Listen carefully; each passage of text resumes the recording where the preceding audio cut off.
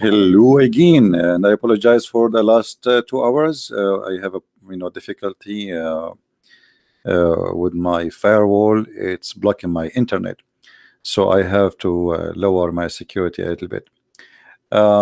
Peace of Christ, to all of you. Please invite your friends, and let us do the good work for today.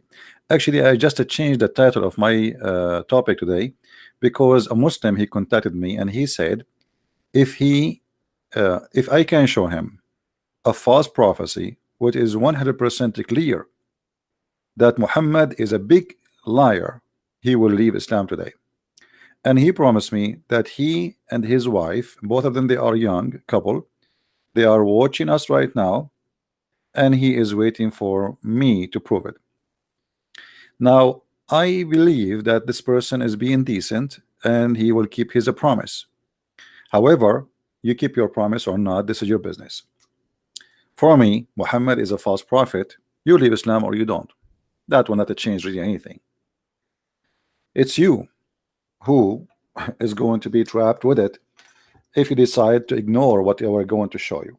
So, how we can show this Muslim 100% prove that Muhammad is a false prophet? Actually, everything in the Quran proving Muhammad to be a false prophet.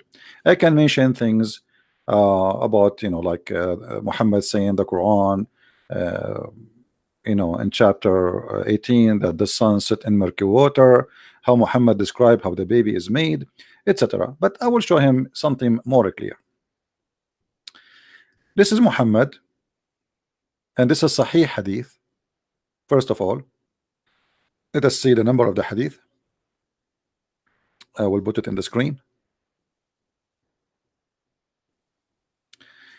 Sahih Muslim, Hadith number 2538A.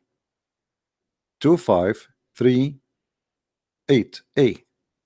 Now remember, those numbers, by the way, are not really accurate. Those are numbers. I don't know how they made them, and when they made the translation, those are not really have nothing to do with the actual numbers. But as long they have them there, I mean, whatever it is. So let us see the prophecy which Muhammad he came with.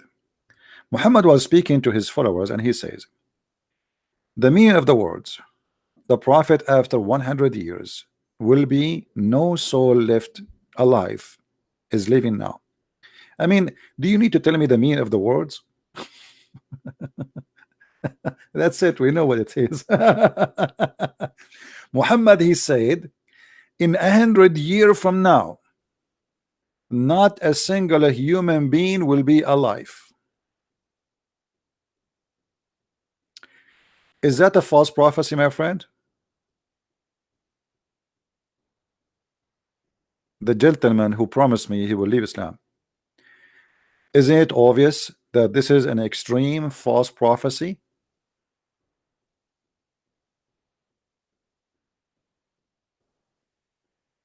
He's talking about what? He's talking about the judgment day. I heard Allah Messenger as saying this 1 month before his death. So he said that a month before his death. You ask about the last hour. Where is its knowledge is with Allah.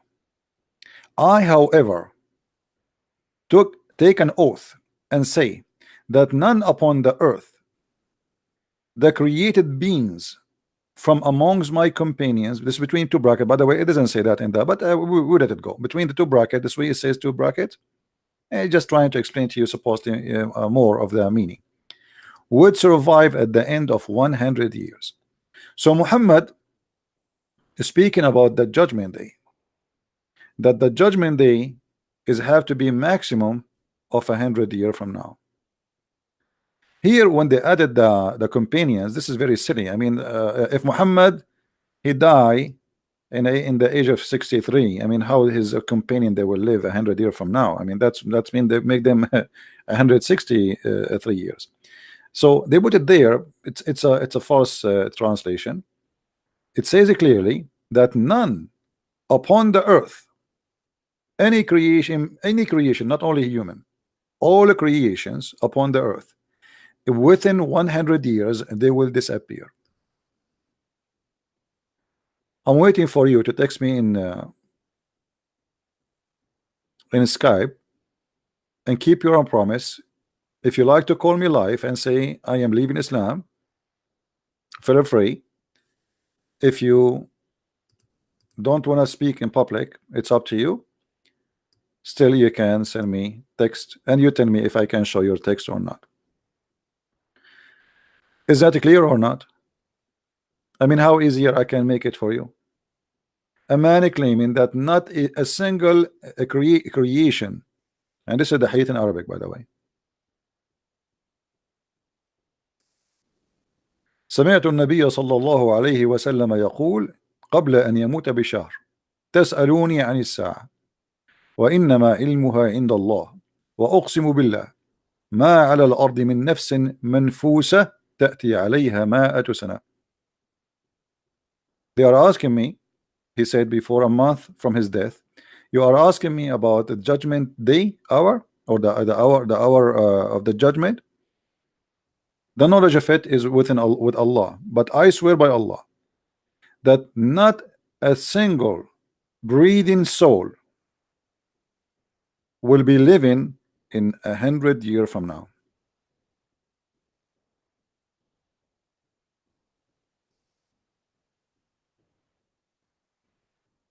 I'm still waiting for this gentleman to keep his promise. Until now, he did not send me a text. I don't know. Maybe he's discussing with his wife. Maybe he's not. Doesn't matter.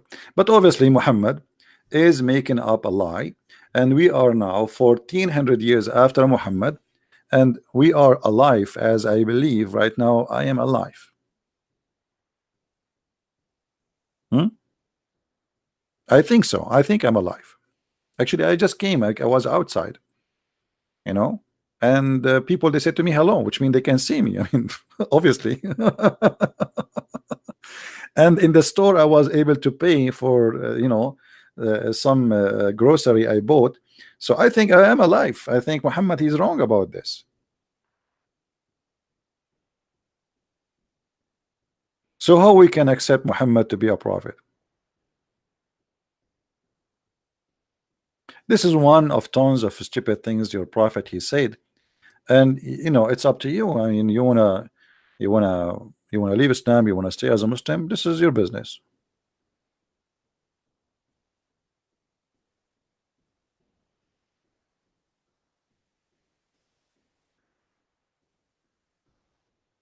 We can shows endless reference of things Muhammad he said, which is absolutely false. Muhammad he says, as example, we made a topic today about the names of Allah, right? Okay.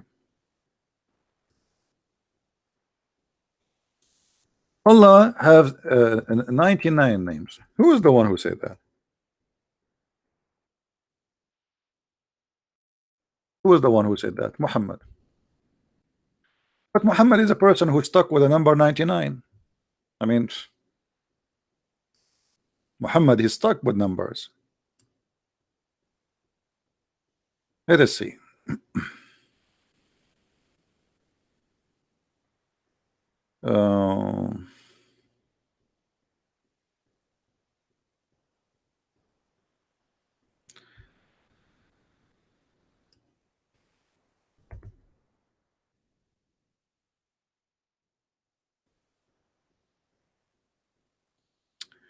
The number 9 is very well known. He stuck with it. Number 7, he stuck with it. But look at this. In the Allah has 100 mercy. Allah, he has 100 mercy. But 99 of them is for the day of resurrection. Okay. Number 19. And this is appear in the Quran. Actually, the Muslim, they made a miracle about it, which is funny. Here, you will see that the one who said that Allah has 99 names, i.e. 100 minus 1, Muhammad saying that. Now, here you will notice something very funny. If I change the Muslim now to count for me the 99 names of Allah from the Quran, we will not find them. Not only that, we will find the Quran contradict Muhammad. Because Muhammad, as usual, he say things which is totally opposing each other. Uh,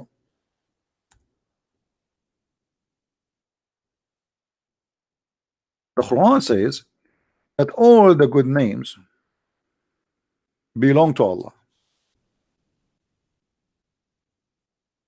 All good names belong to Allah, and you find that as an example, uh, chapter 17 110 or chapter 20 verse number 8.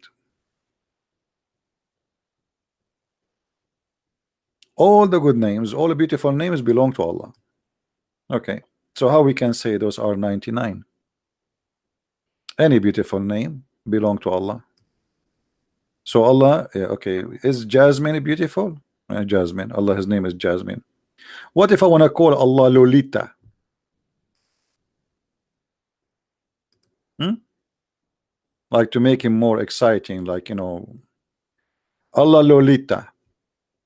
I told you once when I was eating in a buffet that was in the Caribbean, and the guy and his wife in front of me, he pointed his finger at a dish and he said Ponita.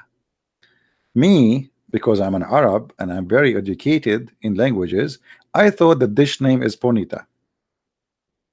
Second day, I like this dish. I ate from it. I love it. So second day, I said to myself, I mean, this is the only name I remember, so let me ask for Ponita. So the waitress, she came, and I said to her, Ponita. She laughed, and she left.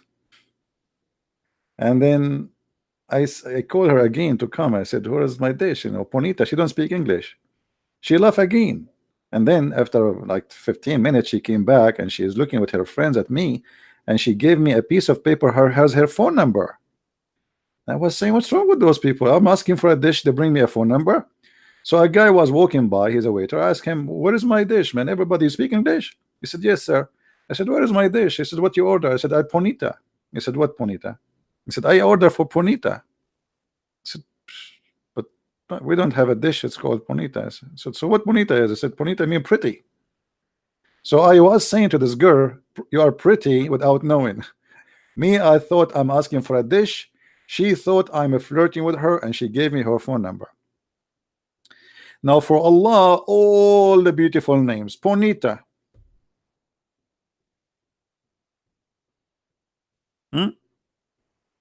99 names, that is impossible. That's stupid, actually. Actually, there's a fatwa in the internet. It says that Allah names is for sure more than 99 names. Let me look for it. Just to show the Muslims I'm not making things up. Give me a second. Um,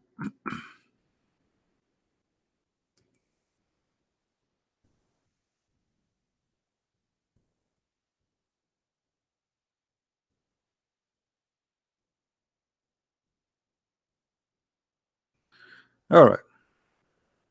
Here we go. I found it. Question. This is Islamica.info.com. It's an official Islamic website.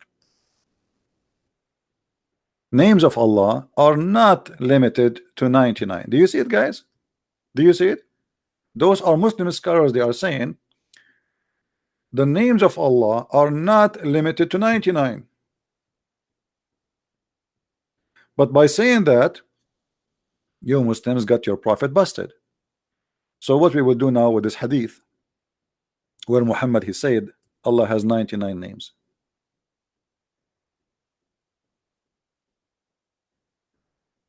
You know what I mean? As long as the Muslims, they agree that Allah has more than 99 names. Question. Are they only 99 names of Allah, or there are more than that? In 2 minutes we discover there is more. Ponita as an example, Lolita, Jasmine. You know, as long Allah is a sexual God, so let's call him something sexual.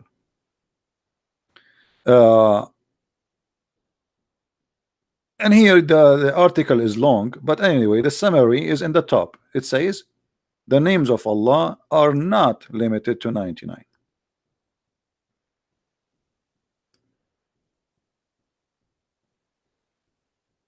Hmm? So you Muslims yourself, you get your prophet busted. Muhammad is lying. How all the beautiful names belong to Allah, and then how you count them 99? This is impossible. There's millions of beautiful names. And how that can be that beautiful names belong to Allah? Because those names are given to somebody already, somebody or something. So how those names can belong to Allah? What does that mean? I mean, this is silly.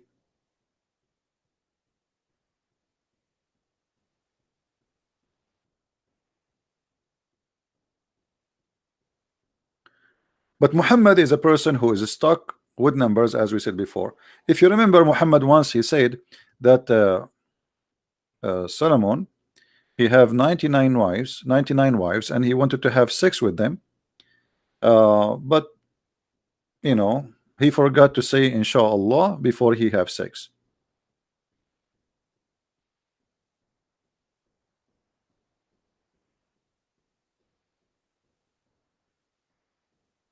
Let us see. A story. A person he killed 99 people. And just to show you how Muhammad is obsessed with some numbers. He fabricates stories based in numbers he like. Anyone will text me and he is sitting and will be stupid, I will ban you.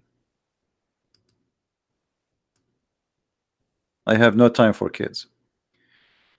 Shall I not tell you what I heard directly from the Messenger of Allah? I heard him, and I heard I memorized it. A man, he killed 99 people. Why 99? I mean, what is that a true story or this is a fiction story? And why he's saying 99? I mean, isn't it what about killing 7 people? What about killing 99,000? Continue. Let us see where is the story of Solomon. Hold on.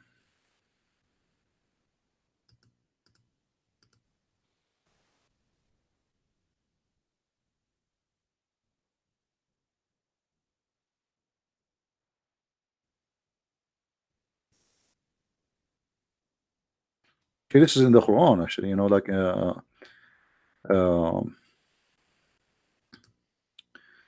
if you remember, the Quran says that he was jealous because his brother he have 99 wives. But let us see, find the hadith.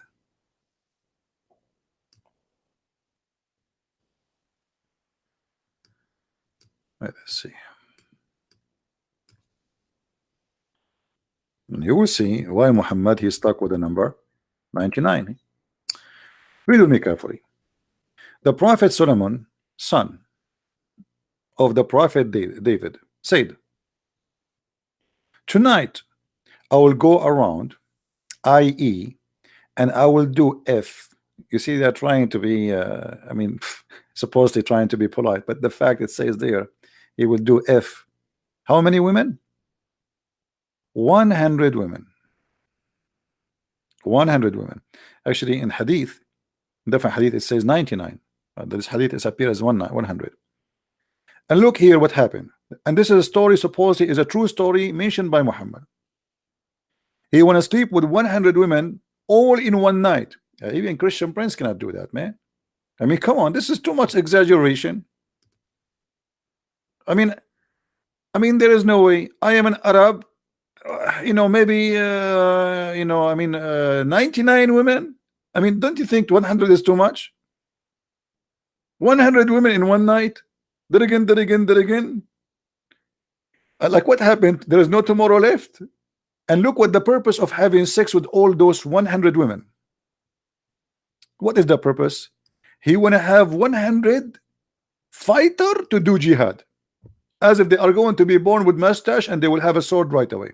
So look what it says. I will have intercourse if all 100 women, every one of whom will deliver a male child. This guy even he's sure they will be male. I mean, Muhammad is really, really, really a very nice for cartoon. I'm brother and sister. A brother and sister. There's a story about the Prophet Solomon, and he decided to do jihad. And he said to himself, I'm going to have sex with 100 women of my wife. And he took off his panty and he started doing bang bang. And the brother and sister. And the target is he want to have 100 male so they can do jihad. Okay, I mean, this story is really convincing. Muhammad is not lying at all. How dare you to say Muhammad is lying? Are you stupid or what? And then who will fight for Allah cause? Like, he will not send them as missionary. No, they will kill right away. They are ready to slaughter. They are criminal by birth. On that, an angel said to him, he came to him, he said, Habibi, you see, remember this guy, Solomon, he is a Jew.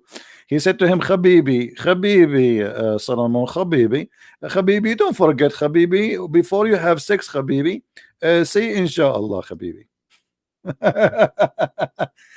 What? He said to him, say, if Allah will. But look at this Solomon, what he did. But Solomon did not say it and forgot to say it. What? How you do that? He forgot to say, if Allah will. So the guy, he started having bang bang. Then he had sexual relationship with them, all of them. Boom, boom, boom, boom, boom. That guy, you can imagine how much sweat this guy he was doing at that night. I mean, he have a marathon of 100 women. Hold on, where is the calculator? Let us say the night is 8 hours. Okay, and we have 100 women. 8 hours divided to 100. What? He have to finish with 8 women an hour? Okay, hold on. All right.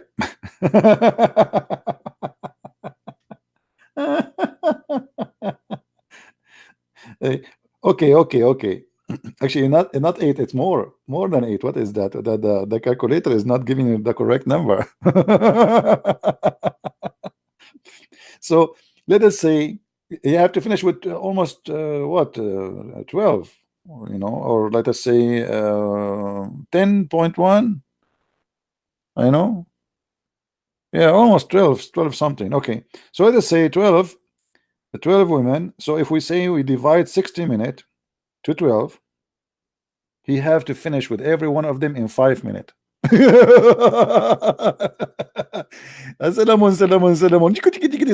Solomon, are you a rabbit or what? 5 minutes? You have to finish with each one of them in 5 minutes. Are you kidding me? How you can do that? Muhammad, Prophet Muhammad, the Prophet Solomon, he will have orgasm before the women take off her panty. Unbelievable. I love you, Prophet Muhammad. You are very funny. Must be a true story. And then, this guy, this poor Solomon, the Muslim Solomon, he start having bang bang with all the 100 women. But remember, he forgot to say what? Who remember? Let us see how many of you remember. What he forgot to say? He forgot to say a very important word, brother. Brother, he forgot that word. What is that word? Inshallah. If Allah will. You don't say that, nothing will happen. Nothing. You have to say that word. So how the Christians, they can have their kids? They don't say if Allah will. Hey dad, did you say to my mom before you start doing your business with her, did you say if Allah will? Oh dad, don't do that. Unbelievable. So what is that? If Allah will? So what happened here, brother? Solomon, he forgot to say if Allah will. And then he had sex with the 100 women, which is very easy. I mean, any man can do that. I mean, what is 100 women in one night? We can do more. I mean, this is not. I feel sorry for Solomon. I mean, why only 100? Do you think at that time the food was not healthy? I think there is something wrong with Solomon. I think his health was not good. Only 100. I mean, come on. This is a prophet of God. There's no way he can do only 100 like us. We can do 200, 300, 400. He's a prophet of God. Then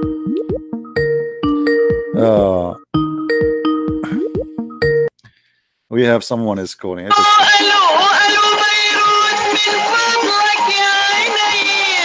We have a stupid guy. Welcome to stupidity.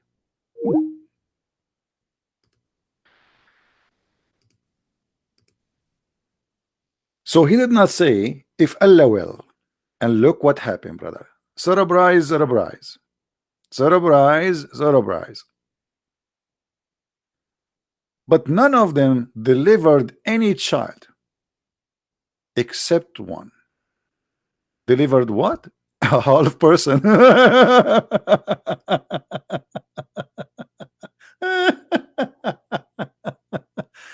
Oh boy. Look here, first of all, how Muhammad he insult if somebody he have a person, like let's say we call them a person with a special needs. So Muhammad here he consider this is what Islam is about, that if you are a person with a special needs, you are like this because your dad did something wrong. And this is totally opposite of what Jesus said. You remember in the Bible? He said, neither his parents commit sin. That's not because his parents commit sin. This is not about sin. People, they have a mentality that because I did something wrong, or it's going to appear in my child, or etc. Muhammad here, he confirmed. By the way, in different hadith, he says the opposite. But because Muhammad is a thief, when he learned something, he added to his dictionary. So he heard about what Jesus said, so he added. Here Muhammad saying that after having sex with 100 women, what happened? He gave a birth for one person only, which is a half person, and this is the Muslim translation. The Muslim translation, not anyone. And you notice always when we speak to a Muslim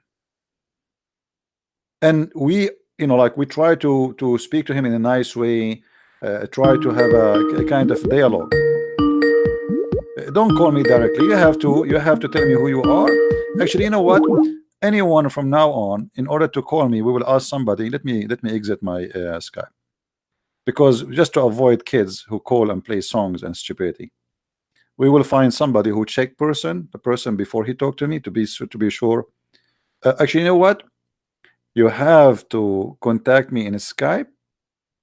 I will check your Facebook to see you are a real person, and then I will take your call. I think this is better, because we are getting a lot of kids just trying to annoy us.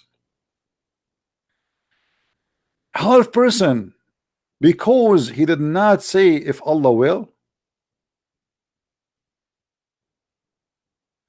China is a billion human being. None of them he says Allah will.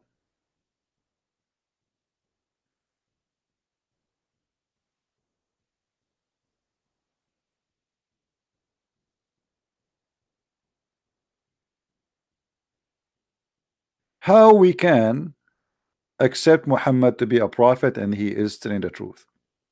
And then the prophet said, remember carefully, this is the words of Muhammad. The prophet said, if Solomon said if Allah will, Allah would have fulfilled his desire, which means to have 100 child. But look how silly this logic is. Solomon, he wanted to have 100 wives to sleep with them, so he will make them deliver babies to go to do jihad. So it's not even for his benefit. So why he need to say if Allah will? Still, you have to say if Allah will. Otherwise, Allah will doom you.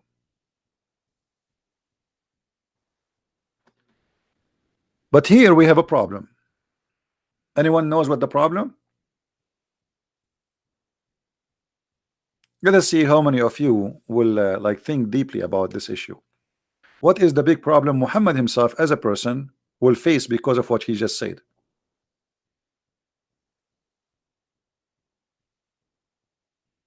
Anyone can come with something. Just to make you to direct your thinking about Muhammad himself as a person. That is against Muhammad himself. Anyone knows why?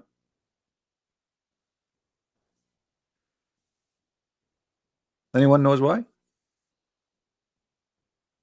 Muhammad their parents, thank you, Peter. Muhammad parents are kuffar. They are not believers. They will go to hell, and they never said if Allah will. So how Muhammad came to existence? Not only that, there's a hadith. I don't know if any of you have the link. If anyone of you have the link in English, because I remember it's hard to find it in English. Uh, there's a hadith where it says that if a person want to have sex with his wife and he don't say a certain prayer, Shaitan will wrap himself around his penis and he will be the one doing his wife.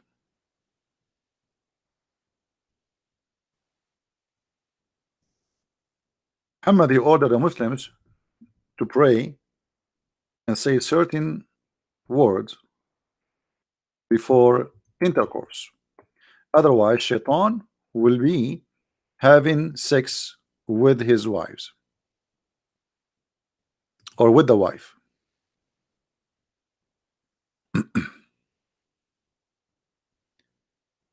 If any one of you intended to go to his wife, which means to have sex with her, he should say, in the name of Allah, oh Allah, protect us against Satan and keep away Satan from the one that you have bestowed upon us. And if he or deny the male child, for them Satan will never be able to do any harm to him. If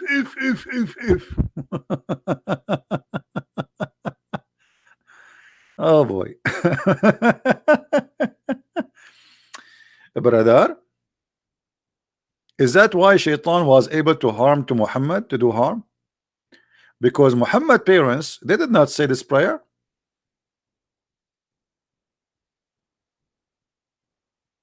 What do you think? I mean, how silly Muhammad is to say such a statement. He just shot himself in the foot.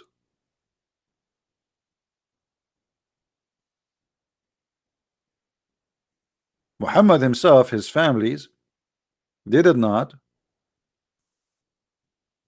say that prayer. So Muhammad is, by the way, in case you do not know what he meant that Shaitan will be your father, because Shaitan, he will rant himself around. Let me see if I can find the hadith in English. Hold on. Prayer before intercourse, brother. And you know, the funny is, you hear sometime somebody he converted to Islam. I mean, how in the world you do that?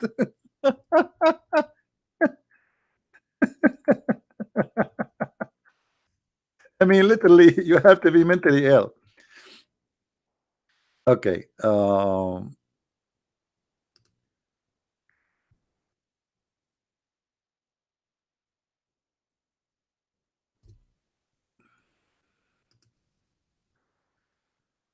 Let us see.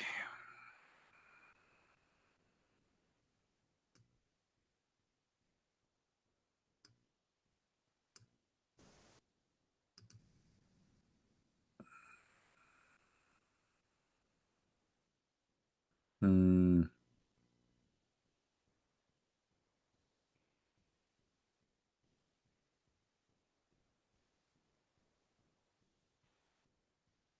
I'm trying just to find this hadith in English for you.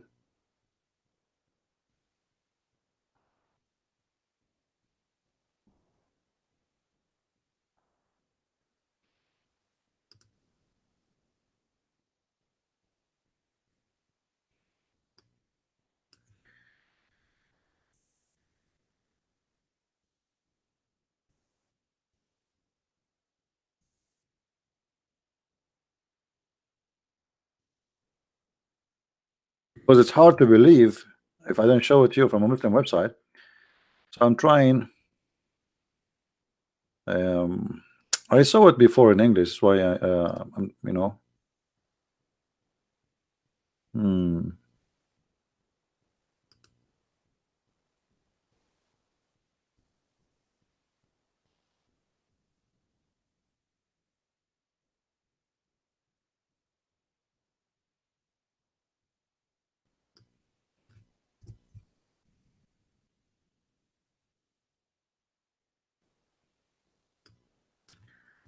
Searching.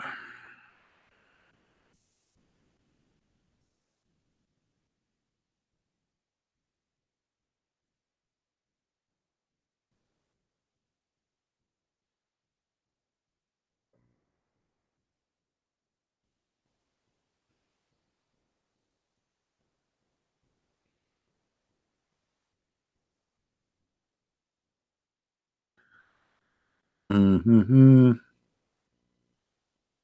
Yeah, I need to find it in English so we can show it to you. Um,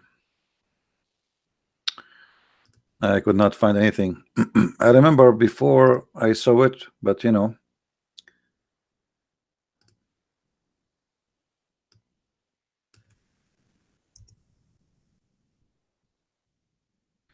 Let's see here. Saying a prayer before intercourse. Saying prayer before intercourse.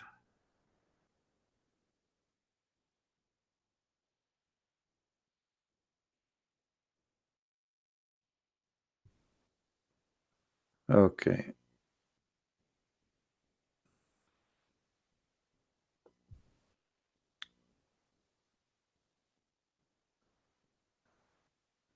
Hmm.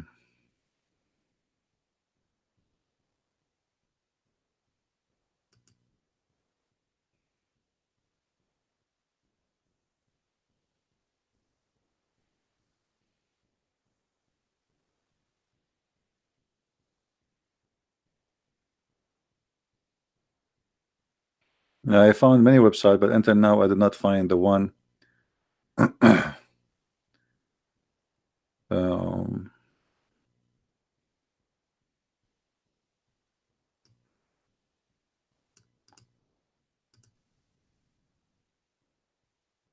hmm. Yeah, look like we will not find it. Sometime you get lucky and you find them fast, you know. Sometime.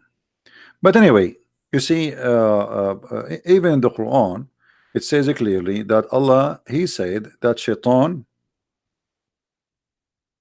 he will be partner with you in your kids. And according to Muhammad,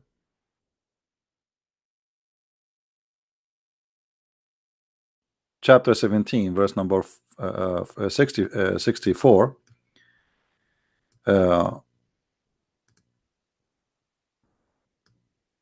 saying it clearly that Shaitan, he will share mankind with their children's. He will partner with them in their wealth and their children's.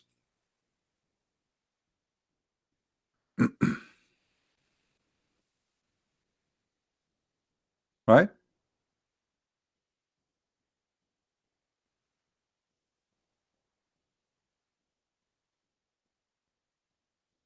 Any Muslim have a comment?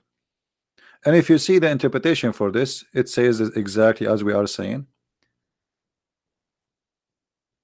that uh, if you don't have this prayer, Shaitan is going to affect you and he will share your children. Let us go to Ibn Kathir and see what Ibn Kathir want to say about this. Chapter 17, verse number 64.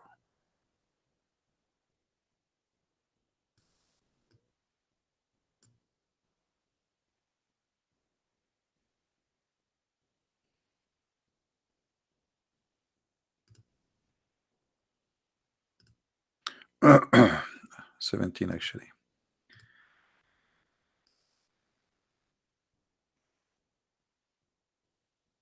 Remember, Ibn Kathir always he do his best trying to defend Islam. So that, and the translation of Ibn Kathir in English have nothing to do really with Arabic. but still I have to use it because it's what we have. You guys speak only English. Let us see.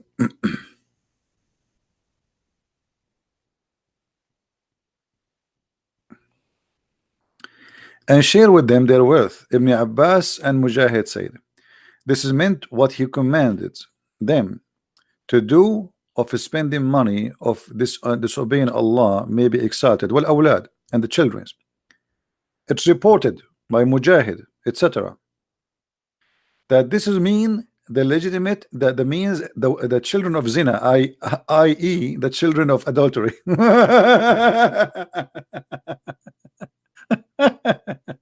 So children of adultery in Islam are because shaitan was having sex with your wife or a woman. It's not your child, he's this child of shaitan. Reported by Ibn Abbas, this is mean children who they used to kill out of folly without knowledge. Qatada reported that Al-Hassan al-Basri said that Allah caused shaitan to take a share of the wealth and the children by making them Megans, Jews and Christians, and make them follow any religion other than Islam, and by making them give a part of their wealth to the shaitan. The story is not over yet.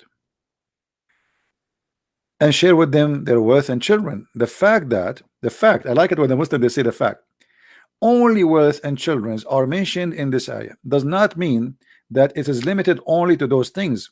Everything is in which person disobey Allah or disobey or obeys shaitan, that is his sharing with him. Now Ibn Kathir he is going deeper. When one of you, the Prophet he said, when I have intercourse with his wife, let him say in the name of Allah and keep away shaitan, and keep shaitan away from what you bestow on us, which means the children. Then if the child decreed for them, that shaitan will never harm him.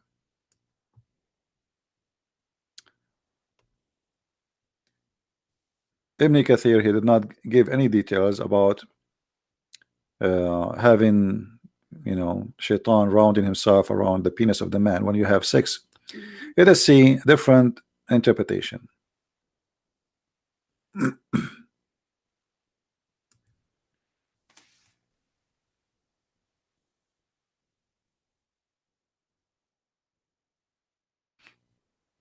All right.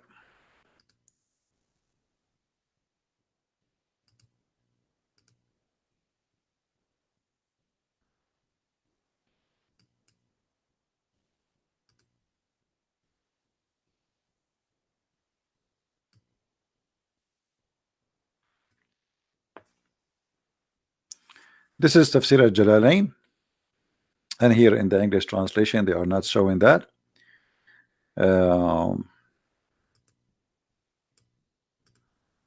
Let us see Ibn Abbas.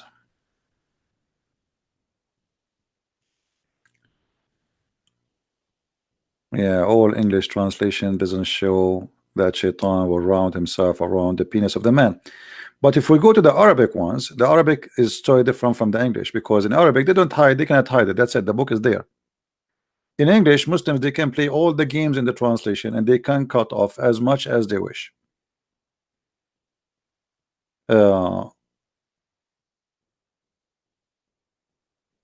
Always when you read an Islamic interpretation in Arabic, it is totally like not 100% different, it's 1,000,000% different. And that is telling you how much you are missing when you try to understand Islam if you don't speak the language. Look, all of this is interpretation, but when they go in English, it is 2 lines. Look how many pages. I'm switching the pages one after one. Page number 4. All right.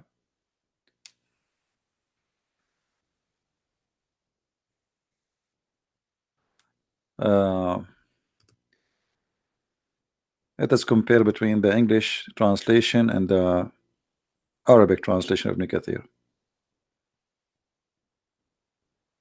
All right.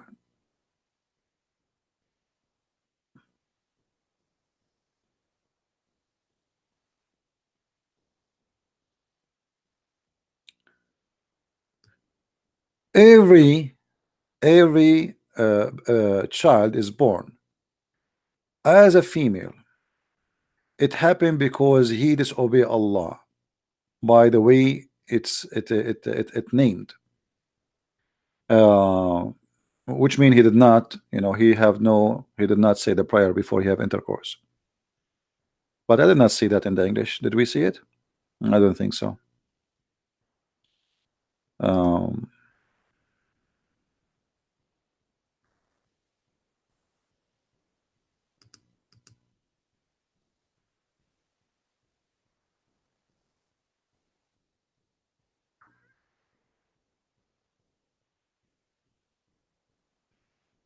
Let us see this hadith here. You see this one we did not see in the English translation.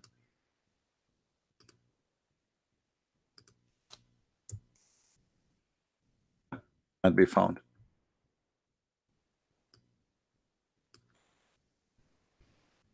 Not be found in English. Too bad.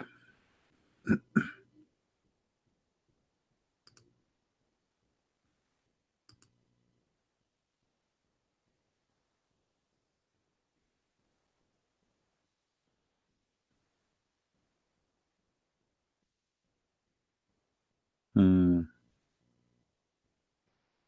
Let me show you this hadith here. Muhammad, he claimed that if you know a person he is a homosexual, that because shaitan he had sex with his mother.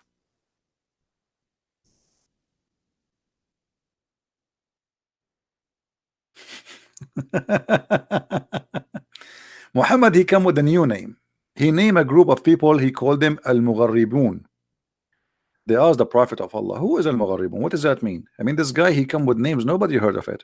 He create titles, like things we never heard before. So they said to him, who are they, those mugharribun? He says, those are whom they, when they have sex, you see in translation, they don't really show the truth. When they have sex like when you have sex with the woman, shaitan, he share with you. And al-mugharribun supposedly are the homosexual. Let us show more reference. Hold on.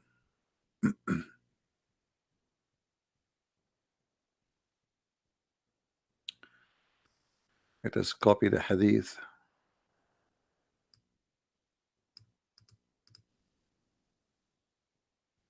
in different way.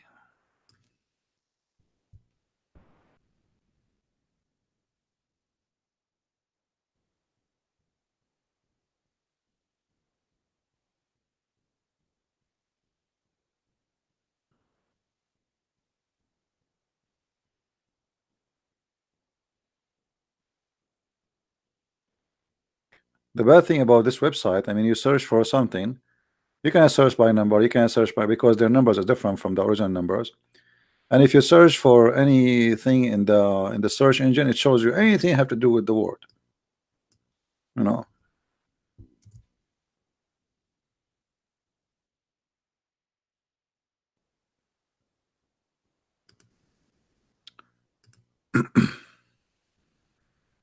Let us see.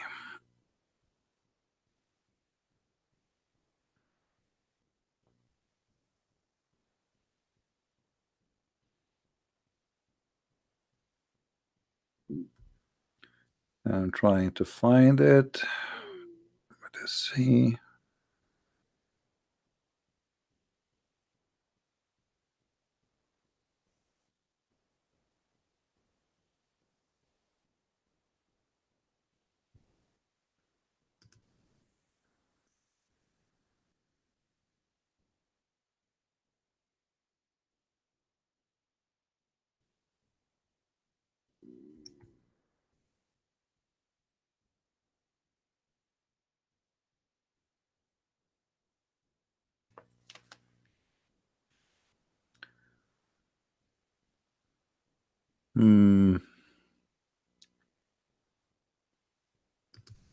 I'm trying to find you where is the reference where it says clearly, according to Muhammad, that those who they are homosexual,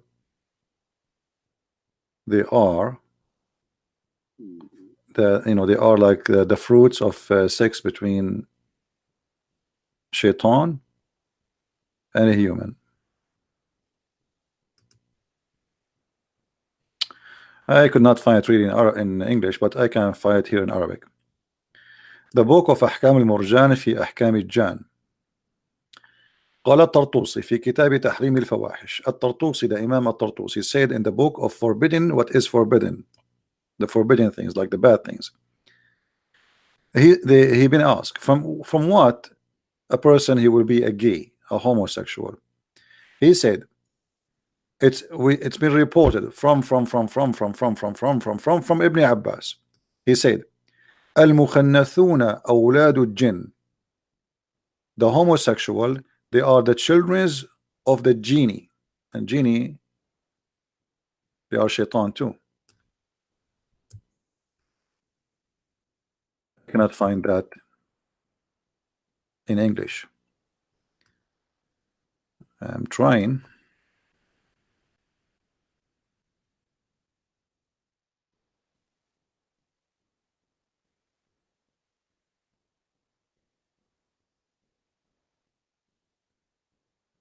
Yeah, I cannot find it in English.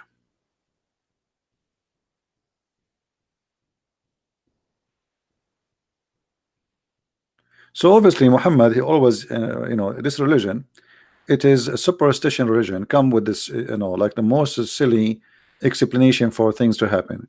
Why this guy is a homosexual? Because supposedly his mother, she have sex with a genie.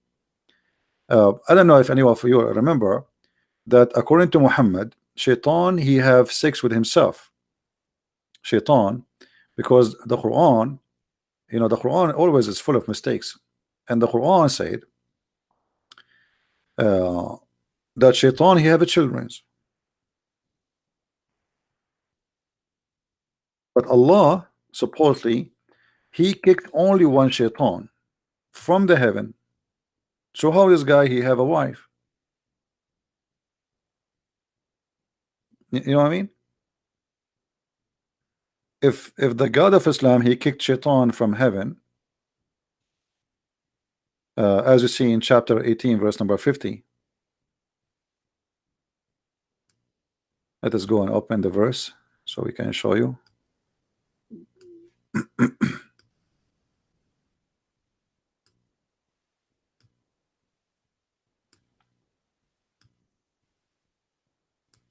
So when they ask how shaitan can have kids, how shaitan have kids, Allah he kicked only from heaven 3 persons.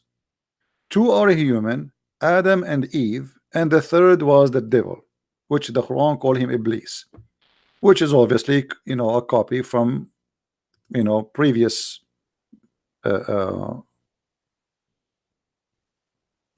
languages and previous cultures. Why I don't want to talk to you? Because you are from Bahrain? No, my friend, my Skype is open. You can talk to me here. Listen carefully. When Muhammad he claimed that shaitan he have a children, and the Muslim they try to find how shaitan he have a children, look what they come with.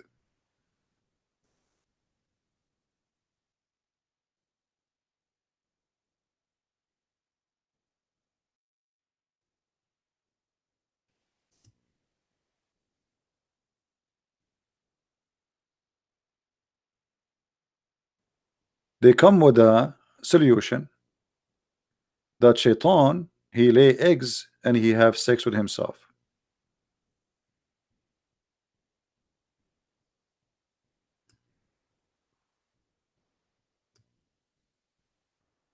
Let us see the reference.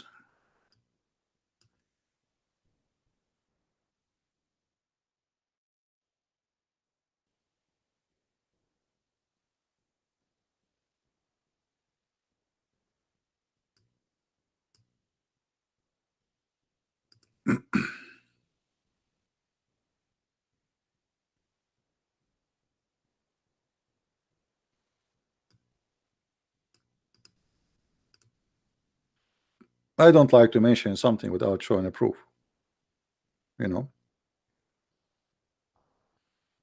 they will say he's lying.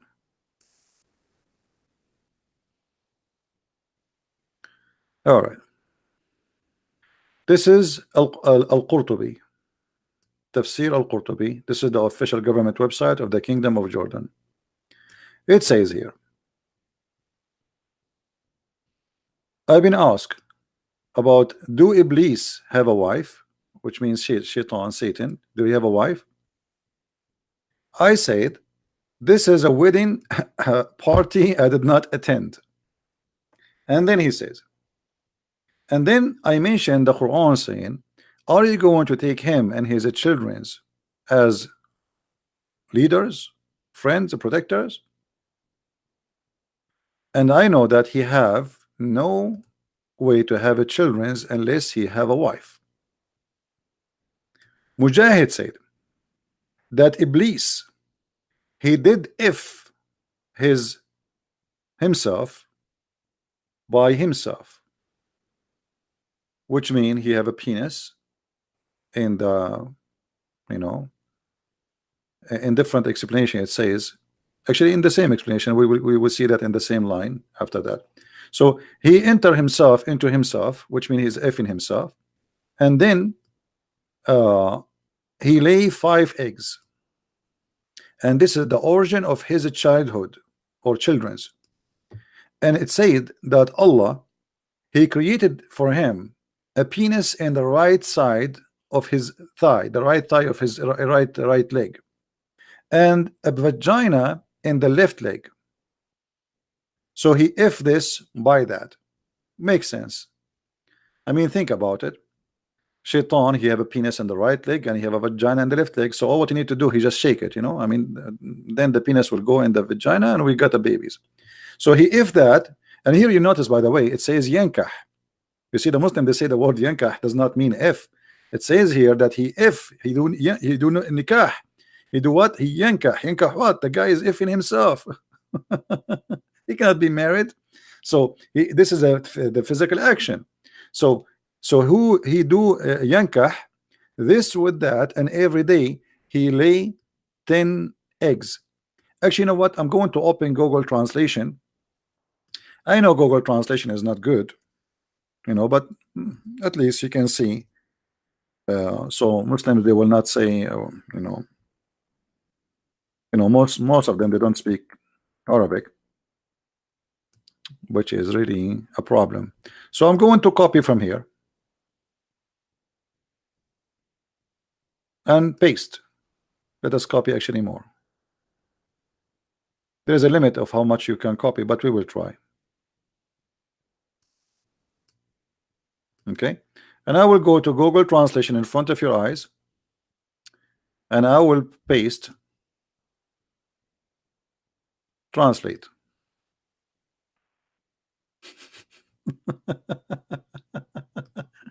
Do you see it?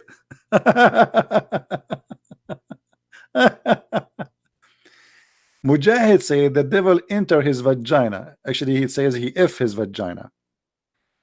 The same as, you know, his by he enter his penis into his vagina, and then he lay 5 eggs, and this is the origin of his offspring.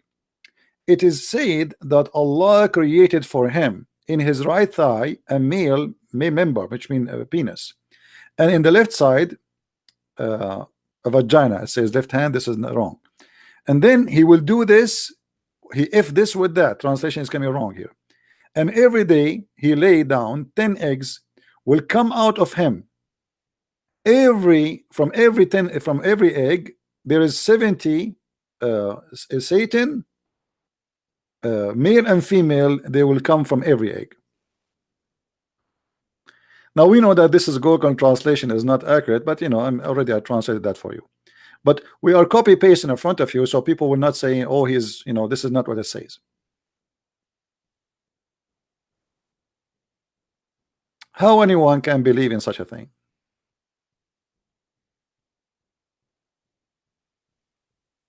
It's impossible. I mean, unless you are really going crazy. The Muslims always, they try to find a solution for what is written in their Quran. And this Quran is very confusing and full of too many fiction stories. And here we go. So now we want to find out how Shaitan he have a wife. There's no wife. Allah he kicked him out of heaven. Only him. He's the only guy. So how he have kids? So now we have to come with a solution. And what the solution is? Okay, we claim that Shaitan he have a penis in the right leg and vagina in the left leg, and he F himself, and then he lay 10 eggs.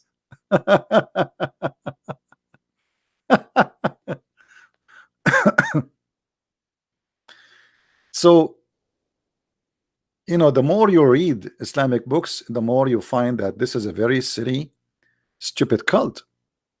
I mean, the fiction and it does not even respect you as an individual, especially for a person who live.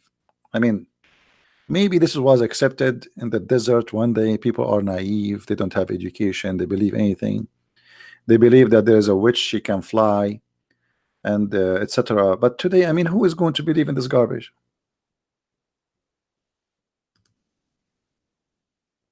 Even Muhammad in the hadith, by the way, because a Muslim might say to me, okay, but Muhammad did not say here that. No, Muhammad he said that. Let me show you. Muhammad he claimed that Shaitan he lay eggs. Muhammad he claimed that Shaitan he lay eggs in the empty market.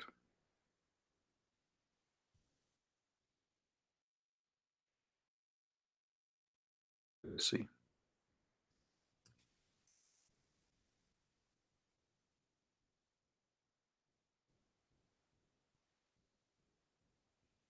Hmm.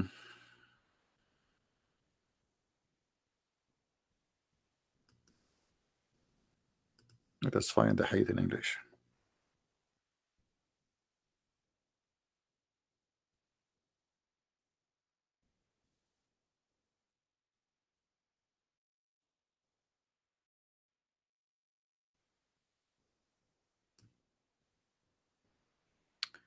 All right.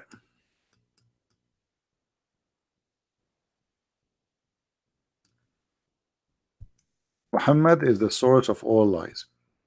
I don't know why I cannot find anything with this website. I mean, this is should be here. Even this is a Sahih hadith. Here we go. See, this is in Sahih Muslim, but we cannot find it.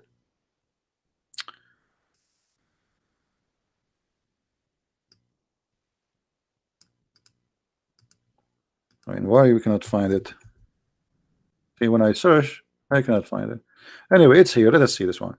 The Prophet said, do not, if you can help, be the first to enter the market and the last to leave, because in the arena of it is the arena of Satan, and the standard of Satan he will sit there.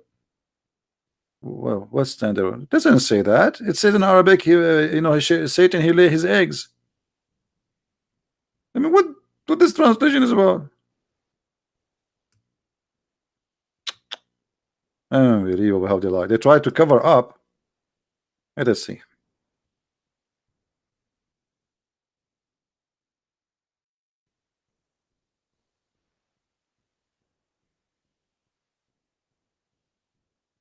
Unbelievable. They change the translation.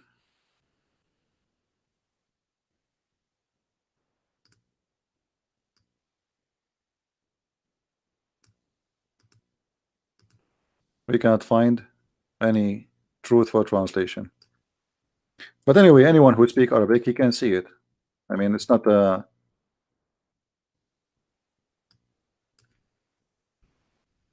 right. You know what? I'm going to take what we can do. Look like we have to use Google. Here we go. Just to show you how they lie in the translation. Don't be the first one to enter the market, neither the last one, because Shaitan he lay his eggs there. He put his eggs, and the legs they what they call them when the eggs they break. You know, they hashed. You know. So let us, here we go. We copy in front of you, copy, and then we go to Google translation in front of you. Clear this one, paste. Translation. Don't be the first to enter the market and not the last one. out for the devil, where the devil chick. Translation is funny.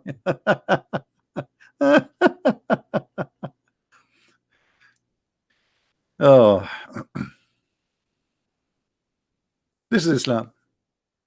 So Muhammad clearly saying that Shaitan, he have eggs and he lay eggs, and he is saying you don't enter the first one in the market. Okay, so now who is going to enter the market? And what will happen to me if I be the first to enter the market? Let us say Shaitan, he lay his eggs there. What will happen to me exactly if I enter the market? What exactly will happen to me? And now no Muslim will enter the market to be the first one, and no Muslim will stay to be the last. What does that mean? All the Muslims, they have to leave together?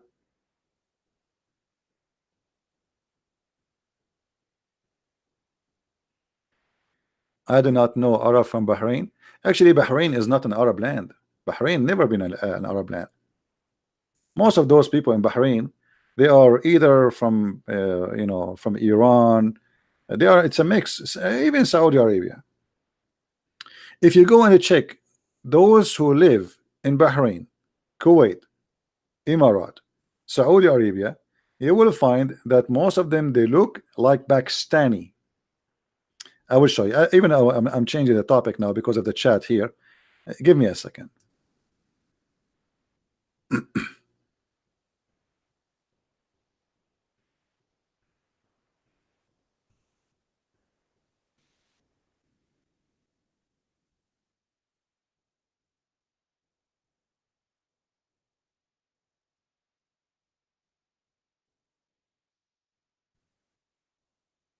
Take a look.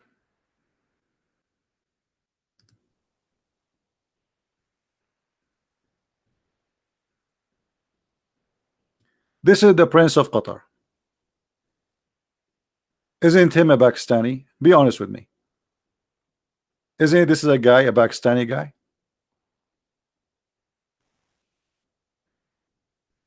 Isn't it? They're Pakistani. They are not, there's nothing is called Arab. There's nothing is called Arab. Arab is not an ethnic. Me myself, I call myself an Arab, but in fact, there's no ethnic is called Arab. Look at look. This is his father. Pakistani.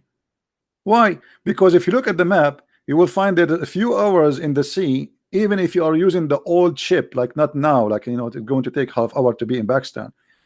Pakistan across the border. At that time, it used to be India, right? I mean, Pakistan is a new country. So obviously, those are the fruits and the children of Pakistan, the Indian ethnic.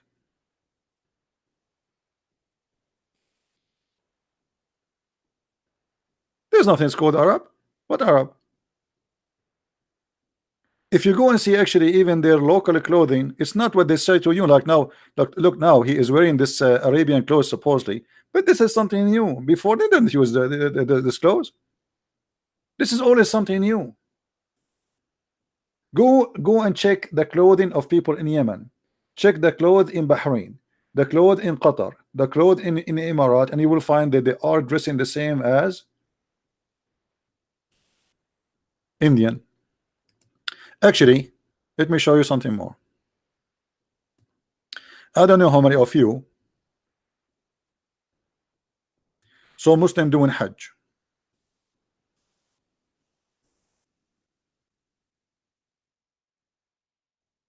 When Muslim they do Hajj, did you see how they dress? They dress exactly like Hindu, practicing their religion. And let me show you some images.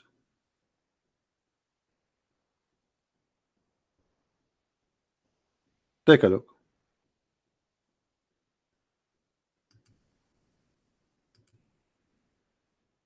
Do you see it? This is what the Hajj. The Hajj is 100% an Indian practice.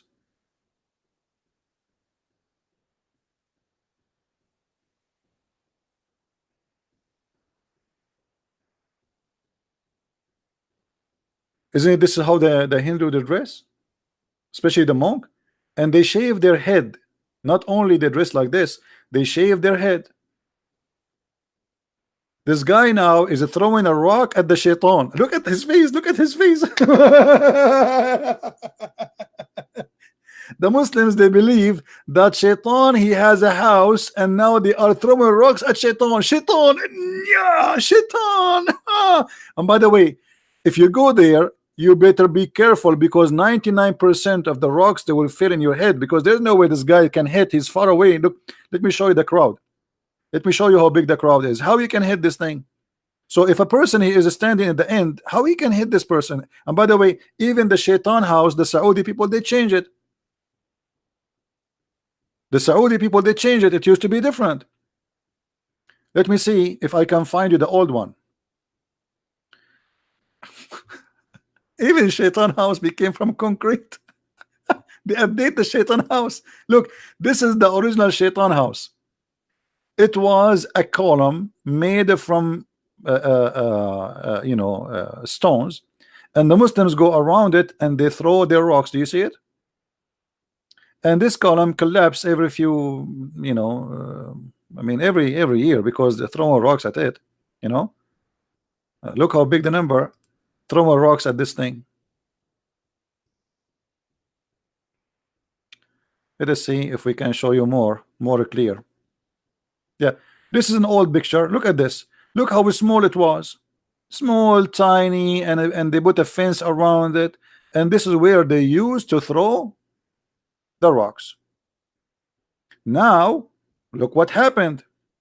Let me show you the new house of Shaitan. The new house of Shaitan have a concrete, have 2 floors, look like a ship.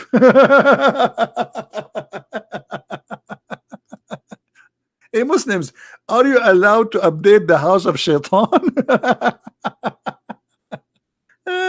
Unbelievable. Oh boy. I mean, how you believe in this? Look how big the column in the middle. Like because people complain we can't hit it. You have to hit it. You have to hit the column. And before, the column was so small, so tiny, and now look how big, made it from a very strong concrete. Look how big the column, and there's 2 floors, 3 floors. You see, those are from the second floor. From this, oh, this is the one before it. Hold on, and then to this. Look how deep. and they have soldiers to protect it. I mean, my friend, I mean, this is the house of Shaitan. You see, they have police to protect the house of Shaitan. But what if somebody he decide to live there? Hold on. Look, this guy. Those are the rocks they carry so they can hit the Shaitan in his head.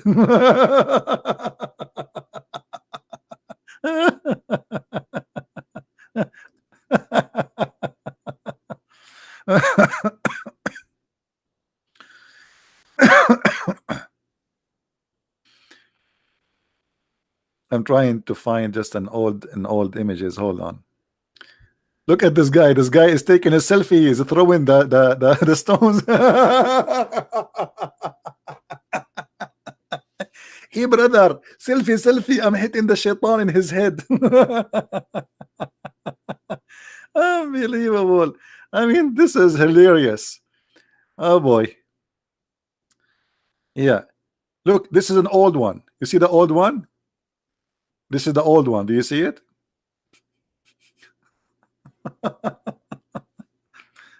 Look at this guy here. Look at this guy. All of them, they want to throw the rocks at the house of Shaitan, brother. Allahu Akbar. Allahu Akbar. Look how excited this old man is. Everybody, and the poor Shaitan is collecting the rocks.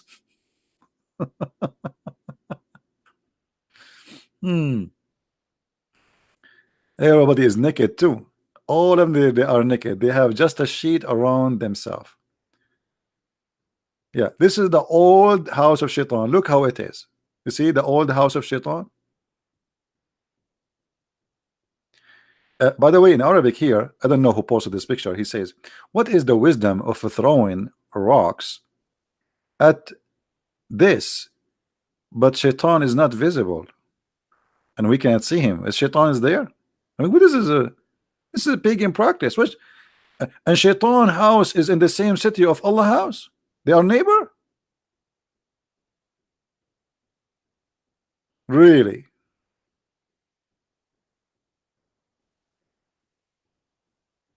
Look at this.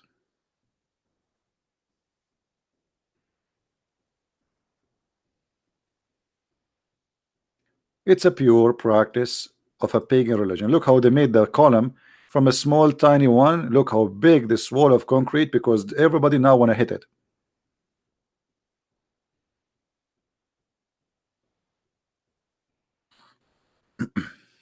And now Shaitan is waiting for you to hit him in his head. He's there. I mean, Shaitan is waiting there. You see how religion can fool millions of people. I mean, what is that? People, they fly, they spend a lot of money to go there and to do this.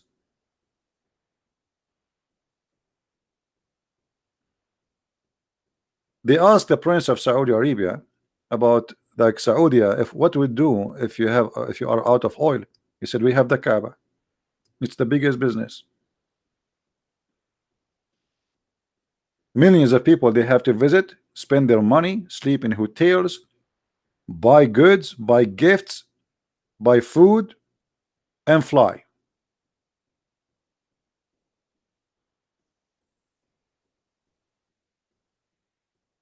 It's a great business.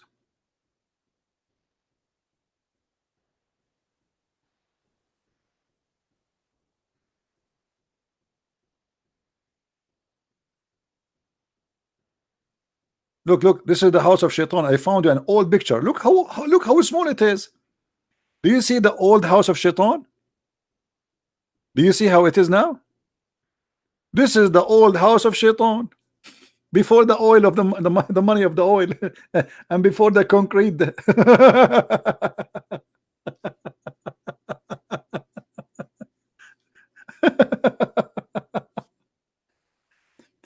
Oh boy. And and look how small is small the number. And you will see around it there was a bazaar, there was a market, and now all of this is gone. Everything changed there.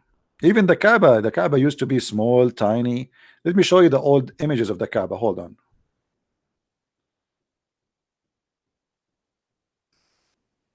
Give me a second. Before oil and after oil. Just to show you what money can do. It's like those actors, before they become famous, they look something, and after they become famous and they have money, they look something else. Totally different. Uh,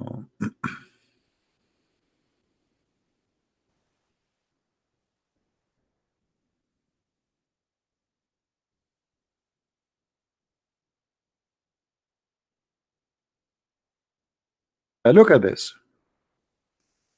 Those are old pictures of the Kaaba.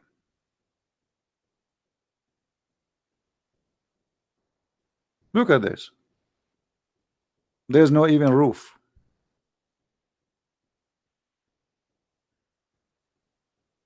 Look at that. There's no tiles in the floor, dust and dirt, a room in the middle, stores around it. Those are stores. Those are stores. That's not a mosque. People, they buy, and you can tie your camel in the side, and then you go around the Kaaba, and look how many people there. That's it. This is the Kaaba. This is before the oil. After they have oil, they start fixing. So they start building. And the look is changing.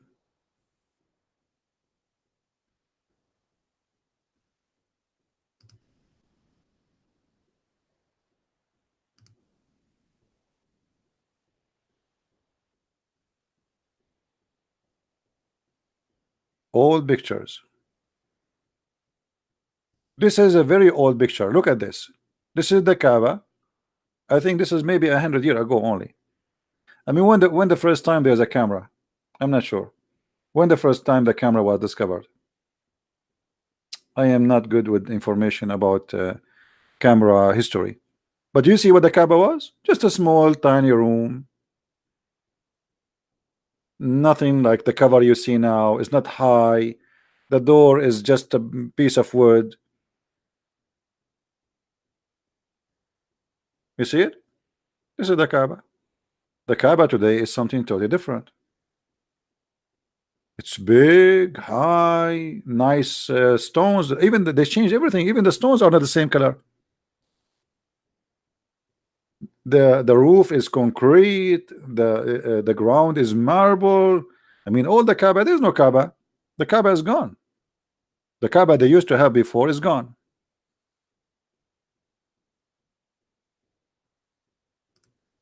This is here. They are repairing the Kaaba from inside.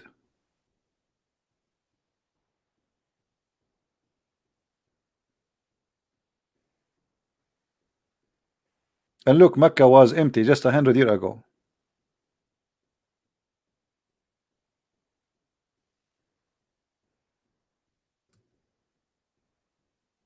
This is after they start having money. However, there is a point I'd like to mention to you that Allah, another proof that Allah is a false God. No, my Skype is off. Another because we are getting calls from a bunch of kids playing songs and etc. I just you did not hear it. It was on somebody playing a song. Let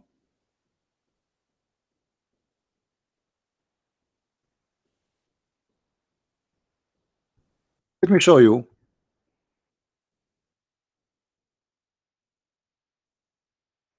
how we can prove easy that Islam is false. Take a look with me. The Kaaba every year is flooded by rain, and that will bring the sewage. There's no sewage in Mecca, by the way. There's no sewage in Saudi Arabia. If Allah is God, how Allah he chose the worst location where the Kaaba will be flooded every year?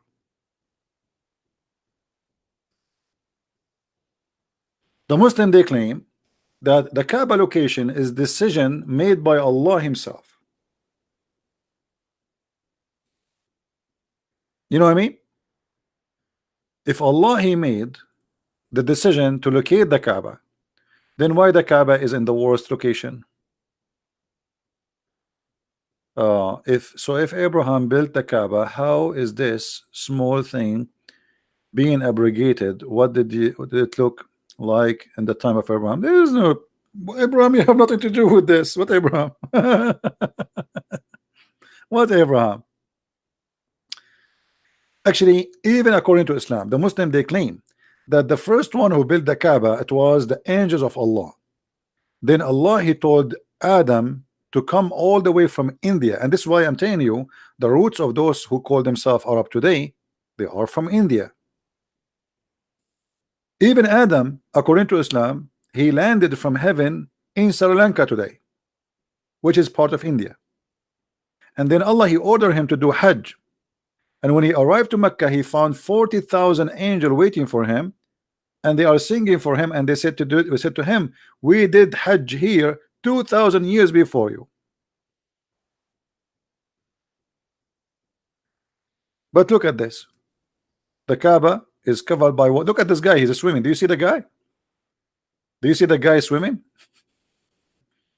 So if Allah is God and he chose the location of the Kaaba, and this is the best location of the Kaaba, why Allah he chose such a location where the flood will be covering it every year? I mean, imagine you ask an engineer to find you a place for your house, and then he find you a house, a location where every year the land will be flooded. How horrible! Look at this.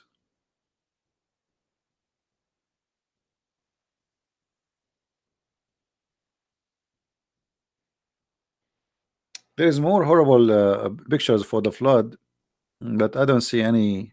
Not too many. Actually, if you can search right now in YouTube, by the way, search for the flood in Mecca. It is the worst location for the whole city because Mecca and the Kaaba specifically is surrounded by small hills. So when there is little rain come, all the rain go down to this low point, which is the Kaaba.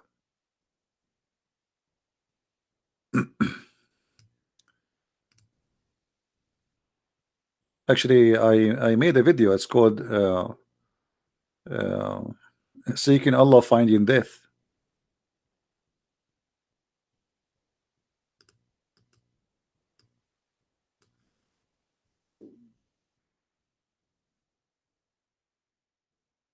Let's see.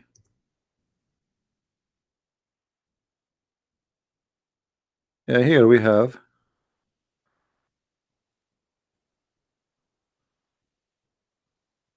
and actually just 2 weeks ago, 3 weeks ago. Oh, this is in Mecca. Look at this.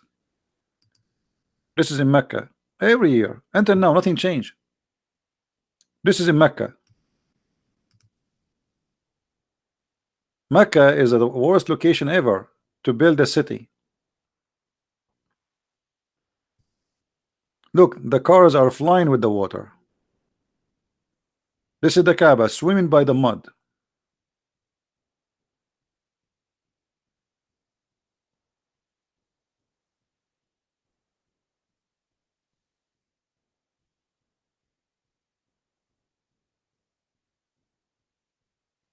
I mean, endless pictures. And this is the pictures, if you remember, when the cockroaches and insect they attacked the Kaaba just a few weeks ago. And look what the Muslims they said about this incident. When the insect they attacked the Kaaba, the Muslim they said because the Prince of Saudi Arabia, the Crown Prince, he allowed the women to sing in Saudi Arabia. Allah, he is showing his anger. But look, let me show you how stupid this idea is. So the Prince of Saudi Arabia, he allow a woman to sing. So Allah, he want to show his anger by making cockroaches attacking his house. What about attacking the house of the prince? You know what I mean? The Kaaba is the house of Allah, is not the house of the prince. What about Allah showing his anger and make all the cockroaches in the world attacking the prince house? I mean, do you see how silly this is? So now Allah is upset from a Christian prince. What he do? He made the cockroaches attack the Kaaba. Like attack a Christian prince. I mean, the intelligence is high. Hmm? What's wrong with you? Allah he make the cockroaches attack the Kaaba because the prince but the prince don't live there. They don't even he don't even live in that city. He live more than 600 kilometers away.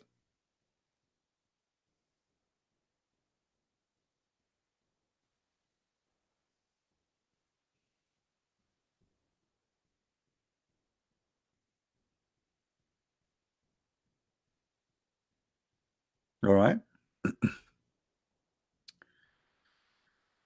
Question: where is the Quran? Does it say Shaitan has a house? Where? Why build, remodel the house of Shaitan? And why would Shaitan stay in house where people will keep attacking? My friend, there's a book, I wish I can get it. It's called Interview with Shaitan. Hold on. You see, guys, you open a new topic now. Let me find you something. Shaitan, according to Muslims, uh, he's a genie. Genies are creatures created from fire, but they live in houses with us, not in their own houses. Uh,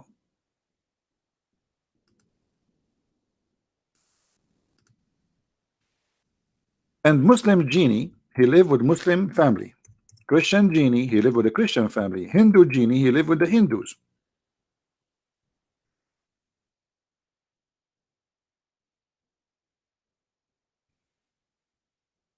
Let us see.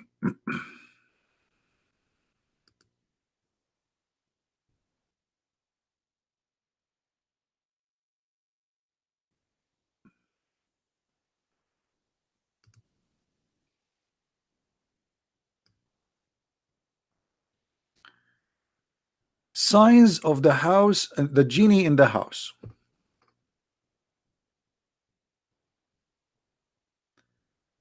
Disturbing the electricity. Muhammad sallallahu alayhi wa sallam said, the jinn will play with the flame.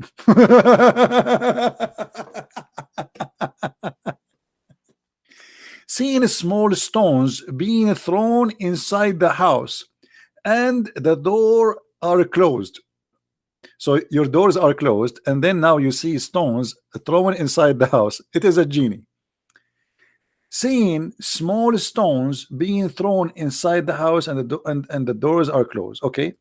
Moving object. So you are at home and object they start moving. Oh, hold on. I have the cup of coffee in front of me. It's not moving. Oops. I split some coffee in the. I think this is the genie. He did that. And then when the plates are dropped from the hands of the people or doors slamming, if you are holding a dish and the dish fell down from your hand, that's because a genie is trying to take the dish. Prophet Muhammad said, if you hear the dog barking or the donkey braying in the night time, do not go out of your house. Shut the door in the name of Allah, Bismillah, and cover the plates and the glasses. If things being stolen from the house cause fitna. So like, you know, your wife, she have a ring and the ring is gone. Don't accuse your son because he is selling it to buy some drugs. No, no, no, it's a genie.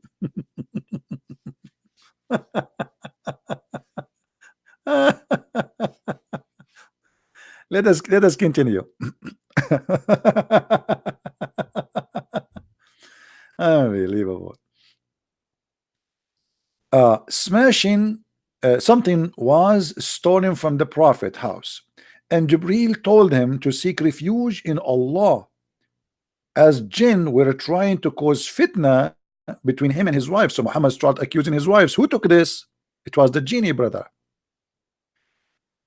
Burning in the house, that is a genie. Strange sound or voices in the home, genie. Strong wind in the home, and the wind and the doors are closed, genie.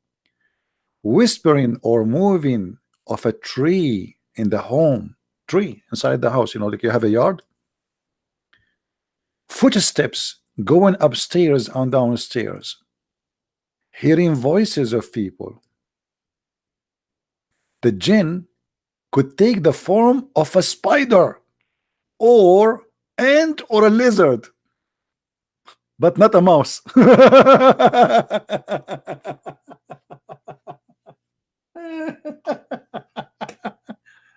Oh boy. So I don't know, guys, if the text is clear for you. Is it clear? The background of the website, it is it's kind of you know, dark. So the jinn, he can take a form of a lizard or a spider or even an ant. So if you see an ant in your home, simply this is a genie or a spider. That's true. The jinn could take the form of a spider or ant or a lizard, but not a mouse. So take into consideration, it's not a mouse. If you see an animal, say Bismillahir Rahman Ar-Rahim 3 times. Anytime you see an animal, see Bismillahir Rahman Ar-Rahim. Cat, a dog, because it might be a shaitan. Remember, Muhammad, he says the black dog is what? Do you remember? The black dog is a devil.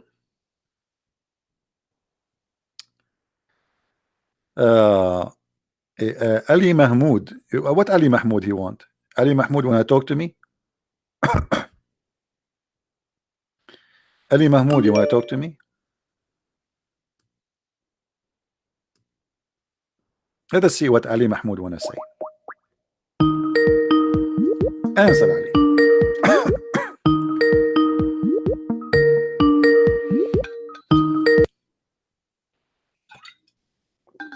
Yes, Ali.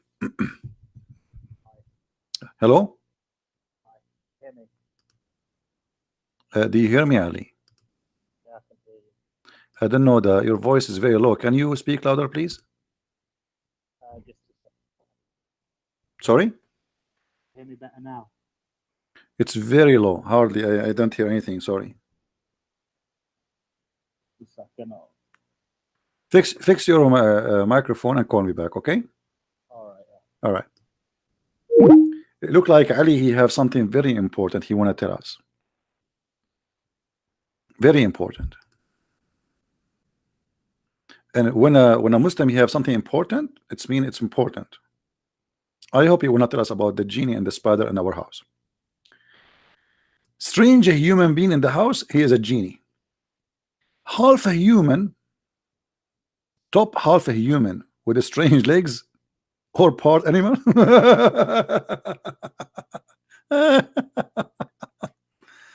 Oh boy.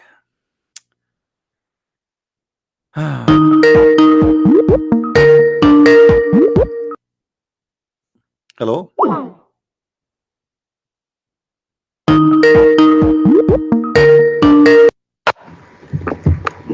Hi, can you hear me better now? Yes, I hear you. My mic wasn't working properly. Yeah, you are the one who curse always, right? Pardon? You want to curse? Are you the one who curse us always? No, I don't curse anyone. Oh, okay. Maybe I'm wrong. Okay, go ahead. What do you want to say to us?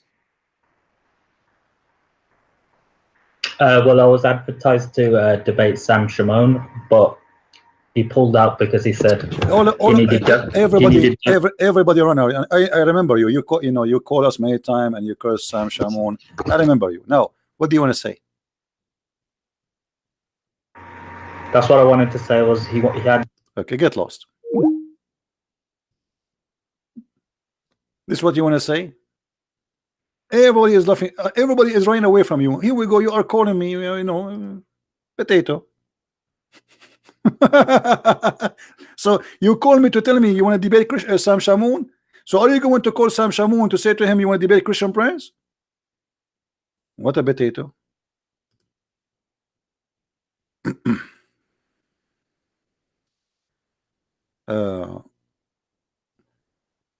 Actually, let us go and see what he said in the text. You see, when he called me, he turned into a cat. In the text, he was a lion. He didn't want to debate. He want to debate Sam Shamoun. And I'm sure if he sees Sam Shamoun, he will run away from him. Let me go back and see what this guy was saying in the text, just to get him busted. Ali Mahmoud.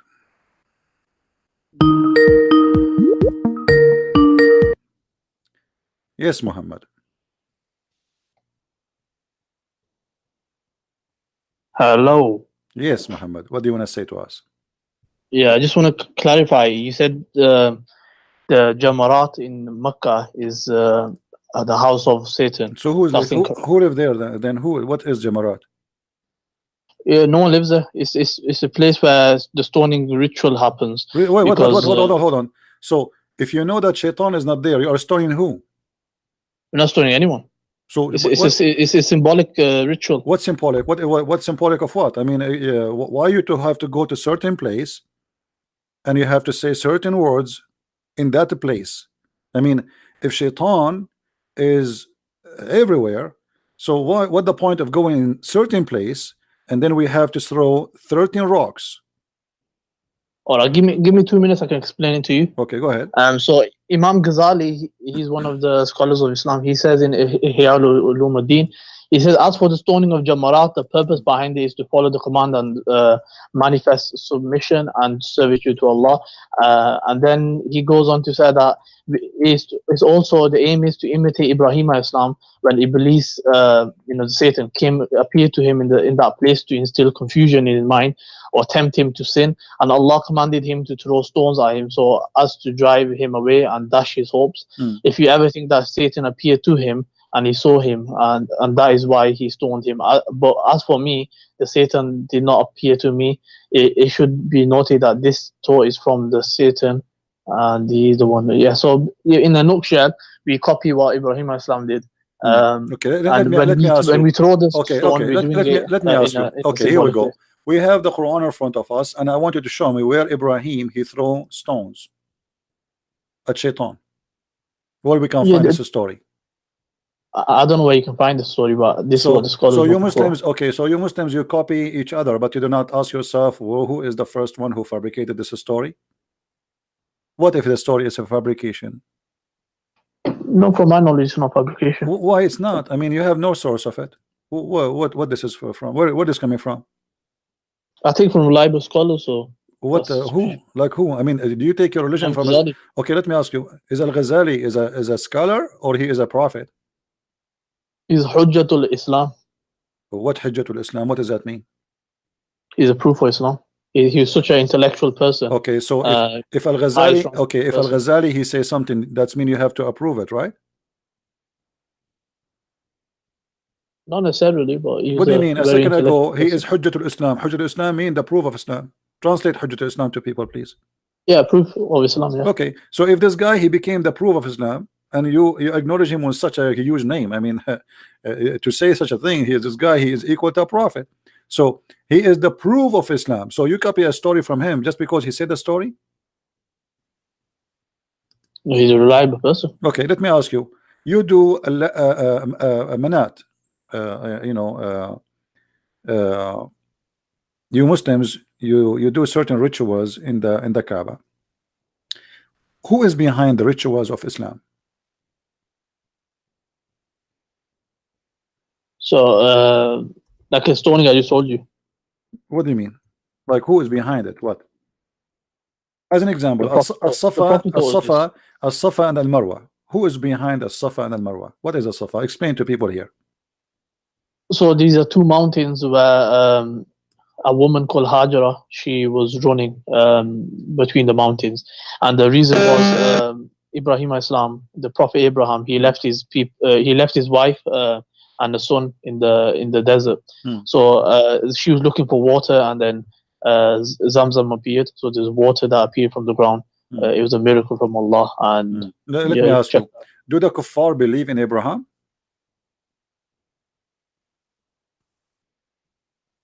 Maybe they follow his tradition. How they follow his tradition, but they don't believe in him? That's possible. What do you mean the possible? I mean, they don't believe in Abraham. A person can, you know, how you Muslim you say that Muhammad was the only one Abrahamic and the rest are not. So how the Muslims they claim such a thing that he was Abrahamic and those kuffar, the reason they are not, they are kuffar because they aren't Abrahamic. Now suddenly you say to me that the kuffar, the reason they kuffar is because they took the idols as gods. Okay, let me ask you. When Muhammad he said As-Safa and Al-Marwa, it's okay to do it, was because of what? It's like I said, these are all rituals. No. The Muslims they complain. They say this is pagan. We will not do it. Is that true? Or I'm making things up? It says pagan. I haven't seen that. Yeah, this is pagan because the Arab they used to go between those two hills, simply because supposedly there's a story, a legend story, that there is a man and a woman, they have sex in the Kaaba, and Allah he cursed them, the moon god, and he made them stones. Is that true? And they used to go between those two idols. Is that true? Yeah, I heard something like that. Okay, so this is what As-Safa and Marwa is. The Arab, they are not practicing Abraham. Read with me carefully. This is the book of Asbab al-Nuzul, not my book. This is your book. Let me zoom out.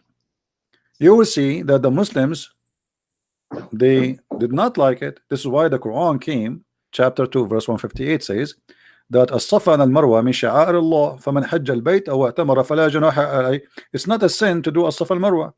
It's not a sin. Yeah. Okay, why they thought it's a sin? That means some people they thought it's a sin, right? Read that again.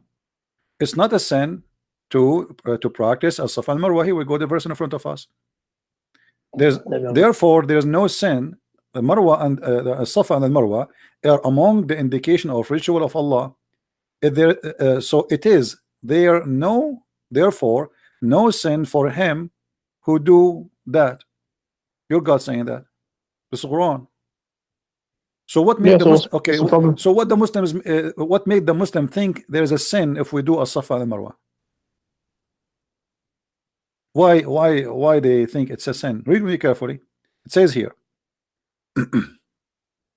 This verse revealed about a group of people from the helper Al-Ansar.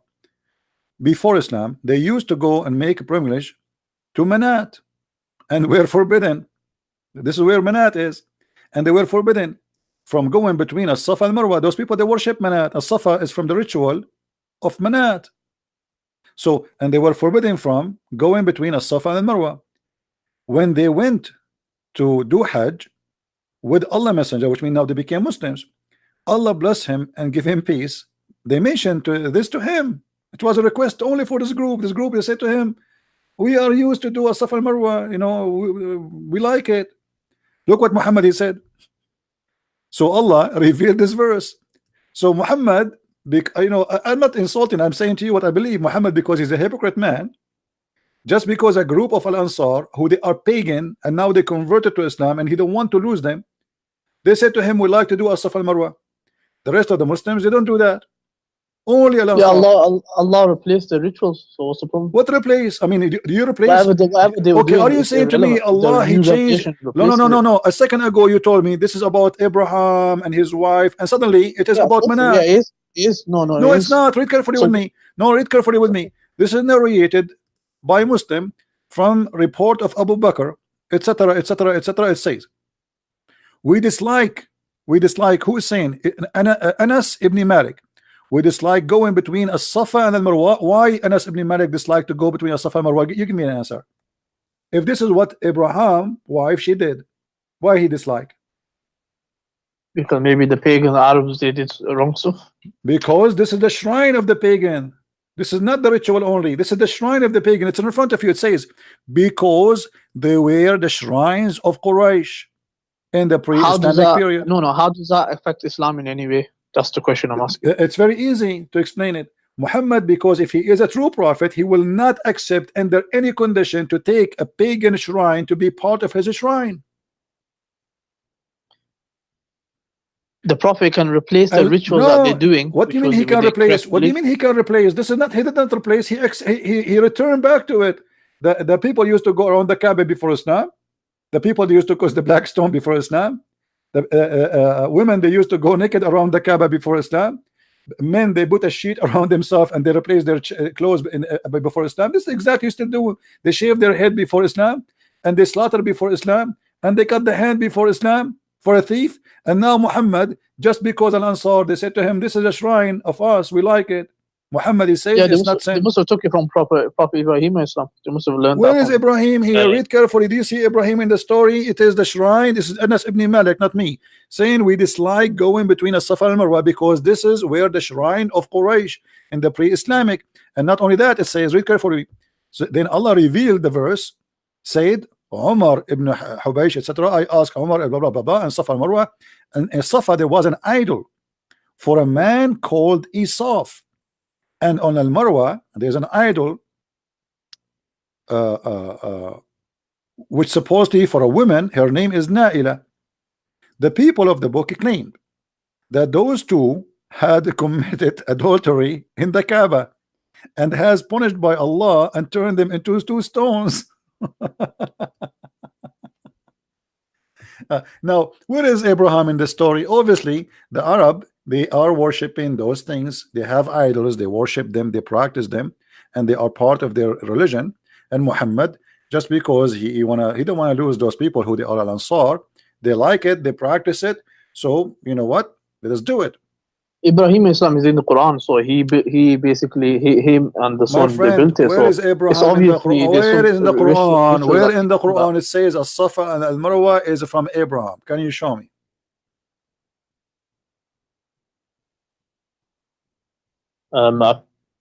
It's not in the Quran. Never. So I can find where he left I can find maybe in some scripture. My friend, where he left what scriptures? the What are you talking jihad. about? This, here we go. This is the book of Asbab al-Nuzul. Hadith or Sirah. The book of Asbab al-Nuzul is so clear. There's two idols of a man and a woman, and those people, they believe in them and they worship them and they practice their shrine. This is their shrine. Who? The Ansar. The Ansar is the one who made Muhammad change his ritual and add additional to the Kaaba, additional to the Jamarat, throwing the rocks at the Shaitan house. Additional to that, he add this just because somebody requested, the same as the Kaaba. Who is the one who made Muhammad pray to the Kaaba? Do you know? Allah revealed the revelation. That's not true. That's not true. It was Umar. Well, Umar, he said, my Lord agreed with me in three things.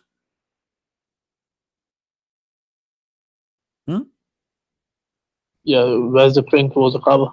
Okay, so Umar is the one who made the decision. Why he made the decision? Where's the Salah? Why he made the decision? My Lord agreed with me in three things. The translation is funny. In the case of the station of Abraham, okay, let me ask you, who is Umar to decide for the Muslims that the Kaaba should be the place of station to pray? Who is he's a prophet? Oh, that's Muqam Ibrahim, not the Qibla. What do you mean? This is the Kaaba, Maqam Ibrahim? No, this is the Kaaba. This is talking about the Kaaba. They used to pray in the direction of Jerusalem, and now they switch. Now this no, is let's read it. No, it says, I wish we took the station of Ibrahim as our praying place. Before it was not the station of Abraham. Yeah, that's Muqam Ibrahim. That's not the Kaaba. No, this is the Kaaba. I think you're misunderstanding. No, my friend. No, my friend. This is the Kaaba. Aren't you the one who said to me? Okay, who is the one who built the Kaaba? Ibrahim as well. Yeah. Okay, and why this is not the station of Abraham then? Because the station where he stood on, that was it's called Muqam Ibrahim, where he stood. Is it in the Kaaba? So is it in the square of the Kaaba? Is that in the square of the Kaaba? It's near the Kaaba, but it's behind. It is in the Kaaba. It's what, like a meter away, 2 meters away? How far away? Come on, listen. Yeah, so, yeah. Okay, it's, so it's the goal. First of all, the Kaaba today, you can go and search right now. Even the Kaaba is moved. This is not the correct location. The Kaaba totally moved, and you can go right now, search and Google, and you will find this is the truth. But I don't care about that. Who is this guy, Omar, who decide the direction of the prayer to make the station of a prayer, which is the Kaaba, is the station for all Muslims? Yes, yeah, so Umar he desired that the Muslim pray where Ibrahim stood, and he built the Kaaba from. So he desired that. So then Allah revealed revelation. But this is mean that the Kaaba is built by Allah, as Muslims they claim, by Allah angels even before creating Adam 2,000 years, is a big fat lie, because it was desire of Umar, not desire of Allah. And that's mean that hold on. Do you see what it says here? Did you see? Can you read with me? My Lord agreed with me. Okay, read. I changed the location, please. And bad ones talk to them. So no, read what I highlighted. Do you see the highlight? So this verse, the same as I had said, was revealed. Unbelievable. Allah, he not only he agreed with Umar, he took his words one by one, and he made it Quran, and it became an order. How Allah, he says, nobody can make Quran like my Quran, no genie, no human being, yet this Quran is made by Umar, word by word. When Allah says no one can make a Quran like his, there's many factors you consider. One is that millions of people recite it. Can you show me one surah that's memorized and recited by millions of people? No. First of all, my friend, over history, my friend, my mother, she memorized the Bible from the first page to the last page. This is number one. Half a million people have done that? There's a lot. There's millions of people. Yes, even there's people that memorize it not only in the Arabic, even in Aramaic, the Aramaic language, and not only that, they sing it. They sing the whole Bible. You can go right now, type in Google, type singing the Bible Aramaic, and you will hear it. They sing the whole Bible, all of it. Not only that, they sing it 3 times. the 4 Gospels in one night, especially in the night of Easter. 4 Gospels, they sing it 3 times, the Gospel singing. Now listen, you memorize does not make you a person who knows what I'm talking about. You are memorizing, but you don't understand. You don't even speak the language, and this is very funny. It doesn't So, matter. It's no, the revelation. no, this is not revelation. Here we go. This is the revelation of Omar. If Allah, why Allah, how Allah agree with Omar? It's not Omar. It's not Omar agree with Allah. It's Allah agree with Omar. The hijab is made by Omar. Threatening the wives of Muhammad of divorce is made by Omar. It's according to the circumstances. Allah reveals the revelation. No, hold on. Okay, so why Allah He said it as I said? Explain that to me, word by word. Who is copying who? Omar, he said that in front of Muhammad. Muhammad, he like it. He make a Quran. It's very simple. That's in brackets anyway. So what? That's in brackets. So no. It says that. It says this. This is what it says in Arabic. What does it say? It says this is how it came in Arabic, and this is why he's saying وافقني ربي في ثلاث. Say in Arabic. My friend, it says وافقت ربي قال عمر وافقت ربي في ثلاث فقلت يا رسول الله لو اتخذنا من مقام إبراهيم مصلى فنزلت واتخذوا من مقام إبراهيم مصلى. Exactly, word by word. It's in front of you. So he says that Allah revealed the ayah. So what revealed the ayah? It's Umar who said that. It says to Umar he said that. Umar he said the ayah, not Allah. Let me ask you, did your prophet says that if there is a prophet will be after me, that would be Umar? Yep. Why he said that? Because he's got high ranking. His decision was according to Islam. How he is high ranking? I mean, his natural disposition. Hold on, who is Muhammad to say who can be a prophet after him? He got that from revelation. So Allah, he changed his mind? Whatever the prophet says is revelation. No, you are saying to me he got it from revelation. Muhammad, he was revealed to him from Allah that a prophet after him it could be Umar. Of course, that's revelation, divinely. Where you get this revelation from? So why he is not a prophet then? The prophet said that if there ever was, and then he said no. What do you mean if? I mean, what do you mean if? What do you mean if? Either if hold on, you just said to me this is revelation from Allah. All right, okay. So if Allah he said to him, Umar will be Allah revealed to him, Umar will be a prophet, or if Umar will be, if there is a prophet will be Umar. Yeah. Whoa, so what does that mean? I mean, this is silly. How Allah he says that? I mean, the prophet said that if there was ever a prophet after me, it would be Umar, but there's no prophet after me. Hold on. So what the point of saying if there's a prophet after me will be Umar? The point is to show the rank of Umar, that his rank is such high that you need to respect him, honor him, and love it. What do you mean replay? So Muhammad, are you saying Muhammad is fabricating things and just to make people obey Umar? Not fabricating. So who is he? Rank. Because this is very dangerous, my friend. When you say no. When you say that the Messenger of Allah said, if there was to have a prophet after me, it would have been Umar ibn al-Khattab. Yep. First of all, who is Muhammad to say such a statement? You said to me this is revelation. He's a prophet of Allah. So no. Yeah, you said to me this is revelation. Okay, so of course, Allah told Muhammad to say that. Does that mean that Muhammad here announced that Umar ibn al-Khattab is a prophet going to be after me? No, because the prophet in the same sentence said there is no prophet after me. Where? So that clarifies. Hold on. Where? Here we go. The hadith in front of me doesn't say that. It doesn't say that he said then there is no prophet after me. I'll find it for you one minute. Okay. There was a prophet after me. I know there's a hadith that says there's no prophet after me. So Muhammad, when he say if there is a prophet to be, is going to be Umar, obviously because he is copying it from Umar. Umar, he got him busted. Umar, he says something, Muhammad, he take it, he put it in the Quran, and Umar, he says, my Lord agree with me in 3 things. Now Muhammad, when I explain why he is or his God agreeing with Umar. So he come with this. He said, if there is a messenger to be after me, that it be Umar, because obviously he's prophesying. It's not Muhammad the prophet. Already he's a prophet.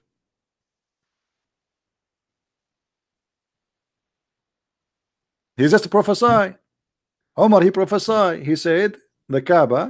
He said the hijab. He said the wives will be threatened. He prophesy, and Allah, he took his words and he make it Quran. So Muhammad here. Yeah, Allah reveals revelation according to the circumstance. So simple as What that. circumstances? I mean, what is the point of this? I There's mean, a circumstance that arisen, he desired it. hold on. So Allah reveals Who is more accordingly. important in Islam, Uthman ibn Affan or Umar? Umar radiallahu anhu. Why? Got higher ranking That's not because of true. his That's not actions. true. Isn't it your prophet was showing his legs, and then he did not cover himself unless until Uthman he came? Yeah, that's because of modesty and What? No. that's a No. different. He He's says, got a different he ranking. said He's that still on a high rank as well. no. He said that the angels are shy when they see Uthman. Yeah. Okay, the angels are not shy when they see Umar. So who is the best between those people then, according to your prophet? If the angels are shy when they see Uthman, who is the one the angels they respect more? I mean, come on, be honest. From the narrations, we know that because the Prophet gave an order, and in a certain order, he said Abu Bakr fil Jannah, Umar fil Jannah, Uthman fil Jannah, and then Ali fil Jannah, and stuff like that. So Abu Bakr is higher then, according to you. Yeah, of course. Okay, so why Abu Bakr will not be why Abu Bakr will not be a prophet? Why he did not say if Abu Bakr is first? Why he did not say if there is a prophet to be after me will be Abu Bakr? The answer is very simple. Because Umar was copying, Muhammad was copying from Umar. And here let me ask you about this hadith, as long as we mention it. Why Muhammad is showing his legs and he is not modest, sitting in front of his men almost naked? And when Uthman he entered, no, this is the lower part of the leg, so this is like below the knee. What do you mean? I mean, obviously, it won't be showing the knee because it's haram to show the knee. It's haram to show the knee? Yeah, it's haram to show from the belly, from the navel to the knee. No, it says here, كاشفا عن فخذيه. You know what فخذيه mean? His thigh is the thigh of his legs. Do you see it? It's in front of you. عن فخذيه. Let me highlight. What does scholars say about that? You don't ask me about the scholars. Your scholars are not scholars, they are potatoes. So Muhammad was showing the thigh of his legs almost, and there's no panty at that time. So Muhammad is showing his legs all the way up, almost naked. Umar he entered, he did not fix his clothes. Abu Bakr he entered, he did not fix his clothes. When Uthman he entered, he covered himself. What's the English translation there? Let me see. I don't know. Okay. Allah Messenger was laying in the bed in my apartment, and his thigh uncovered. Do you see it?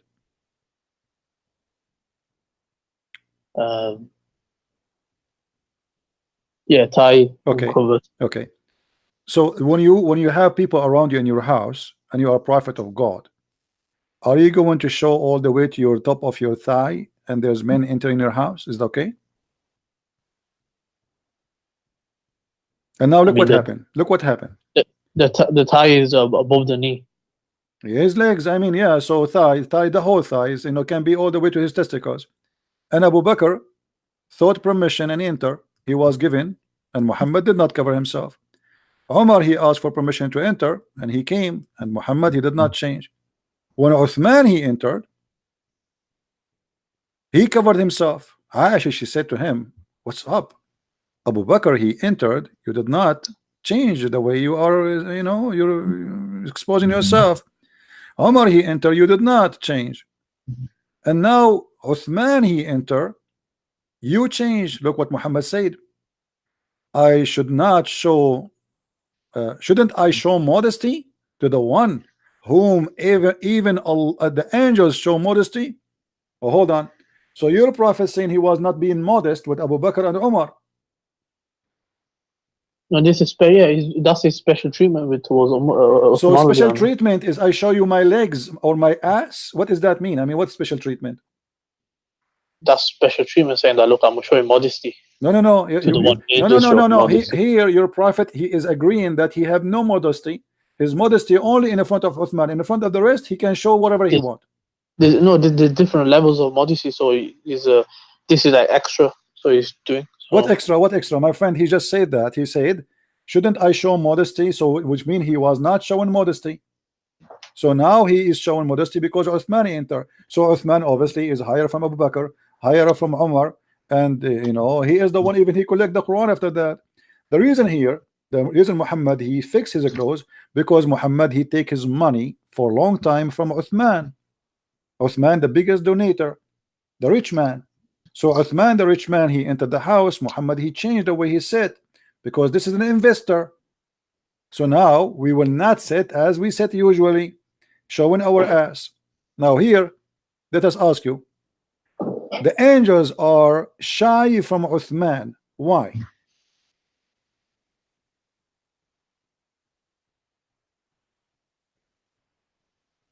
I don't know. Okay, are the angels shy from your prophet?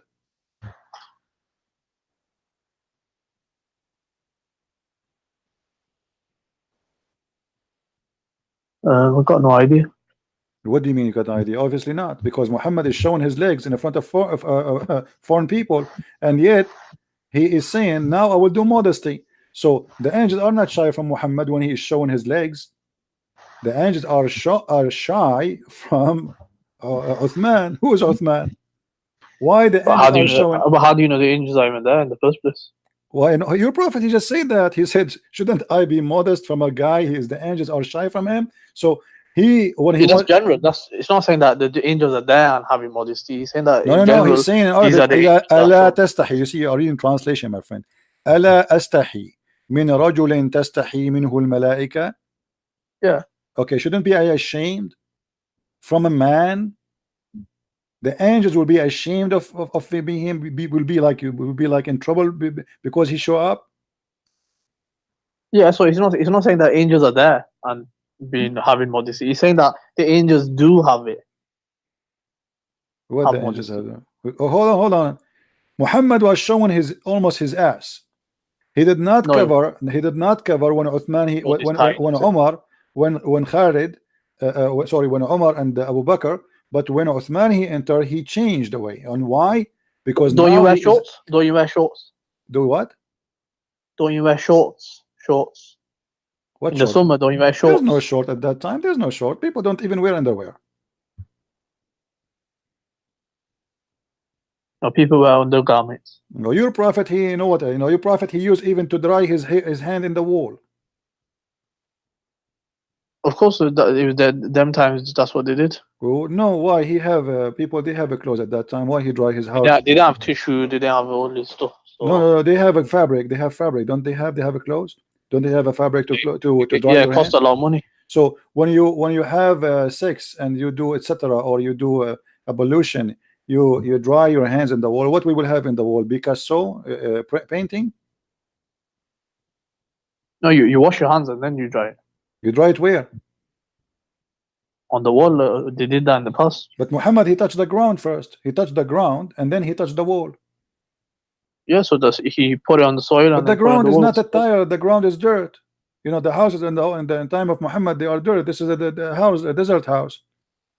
So when you touch, if your hands is wet and you touch the dirt and then you dry your hand in the wall, what happened to your wall? Nothing. It just gets very muddy. Let me ask you, what do you think about somebody having lice? Lice? It depends where you live in. According to that, you will have lice. What is the reason of lice? To have lice? No idea. What is the reason? You don't know? If you don't do you know the reason? If you don't take a shower, if you don't wash yourself. No? Where do the lice even come from? Lice is an insect. Yeah, where do they come from? They are insect. I mean, What do you mean they come from? yeah. So what's your point? I'm asking you, what do you think about somebody is full of lies?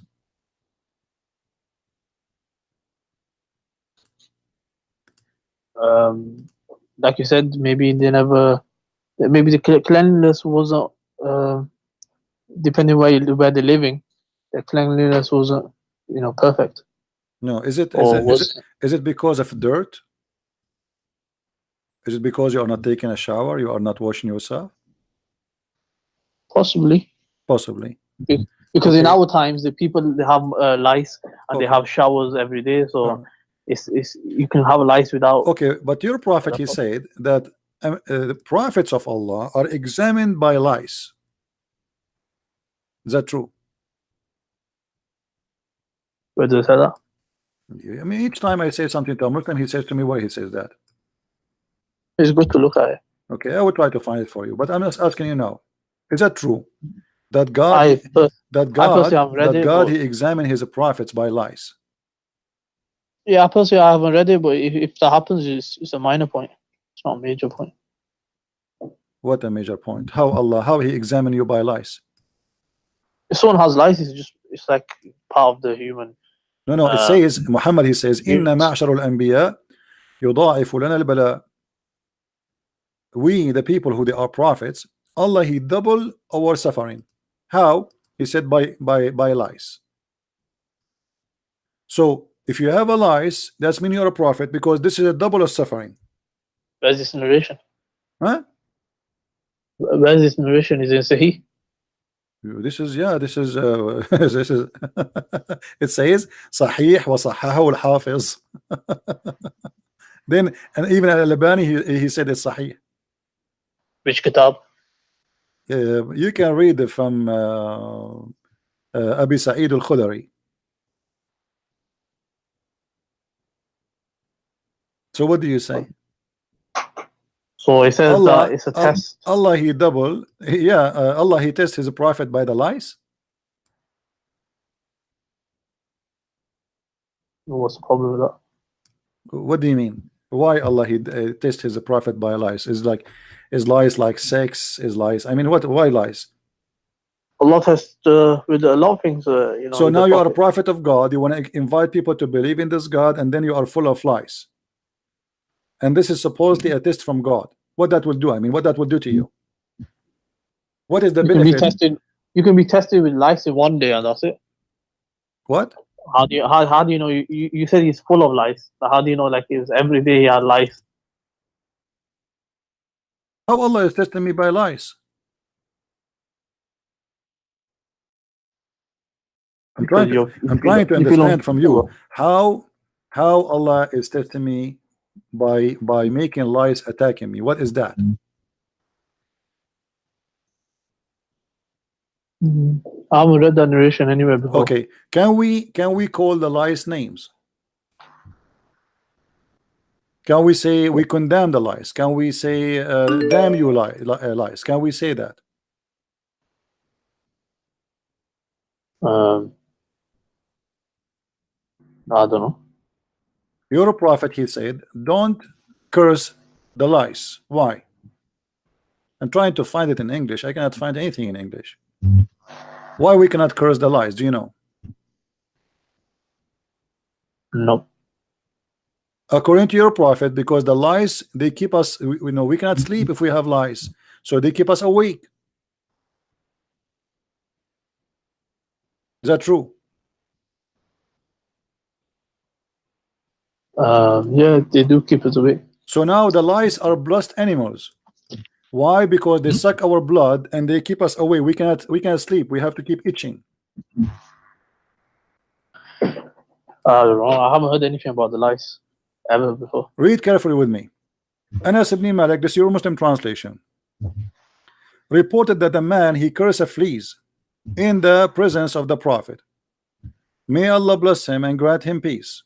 The prophet, may Allah bless him and grant him peace, he said, don't curse them. A flea woke up a prophet for a prayer. Is that for real? Yeah, of course you shouldn't be cursing anything. It's No. He it's didn't Allah's say creation, isn't it? no. You curse all, Muslims. You curse everything. You curse the Christians. You curse Jews. You curse the Hindus. You curse everything. Even you curse your children. No. We personally do not do that. It's, No, you do that. No, you do that. No, you do that. No, you do that. Allah's No, you do that. I can show you tons of prayer. Allahumma la'an, Allahumma la'an, Allahumma la'an. All your prayer is a cursing. Don't change the topic. Now, why if a lies, she woke up a prophet to pray? Who is this prophet?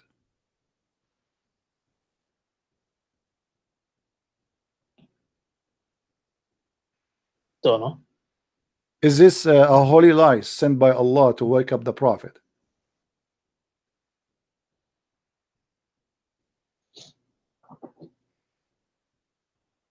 It's just probably a normal fly. Okay, so why this lie she woke up this prophet? And now because she woke up a prophet, we cannot curse the lies. So we can curse all the other animals, but the lies, no. We shouldn't curse anything. You know your prophet, he says even kill the lizard, kill the dogs. What are you talking about? You killed them, not only. The scholar said there was your prophet, he said the at enemy that of time. Allah is the mice. The mice is the enemy of Allah.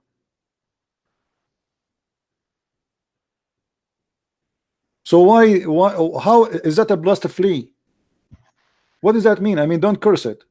Why? Because this lie, she woke up a prophet. What does that mean? She is eating his blood, she is sucking his blood. Since when this is good? So according to your prophet, in one statement he said that the lies are a trial from Allah. Another verse he says that lies are a blessing from Allah because they wake up to pray. No, this is not lies, it says fleas. And my friend is the same. And the insects sucking your blood, that's what they do. No, fleas are different from lice. Okay, what is a flea? Explain to me. Let's see how they look. How they look?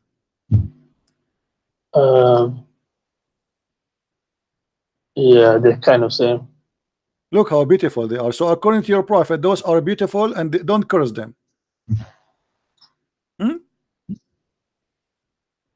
Don't curse them, because Allah. They're the creation of Allah. They're the creation of Allah created them. You curse everything. You curse all. You curse a human being. Don't you pray every day, 5 times a day? It says Allah, don't make us the same as the lost Christians and the cursed Jews. The cursed Jews. Yeah. It's the curse by who? The curse by Allah, not okay. And he doesn't say Jews. No, you ask Allah. Always the curse. You ask Allah to curse. It's not you who is cursing. You cannot curse because supposedly you are not God. But you ask Allah to curse. No, you're not translating it properly. Okay, let me ask you. If a woman she take hair from her face, who is the one who's going to curse her? Allah or you? If a woman what? If a woman she take hair from her face. Yes, it's Allah that. Why?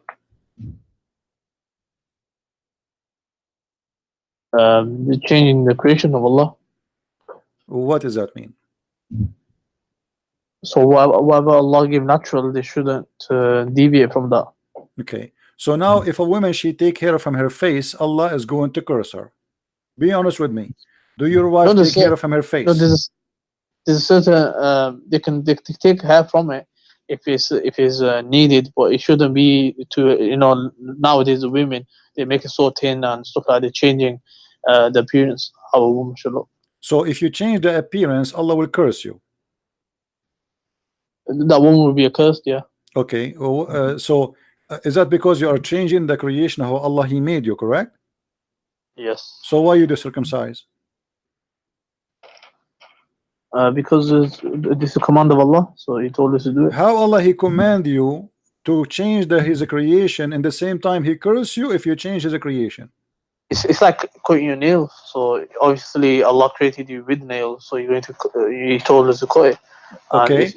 Hold on.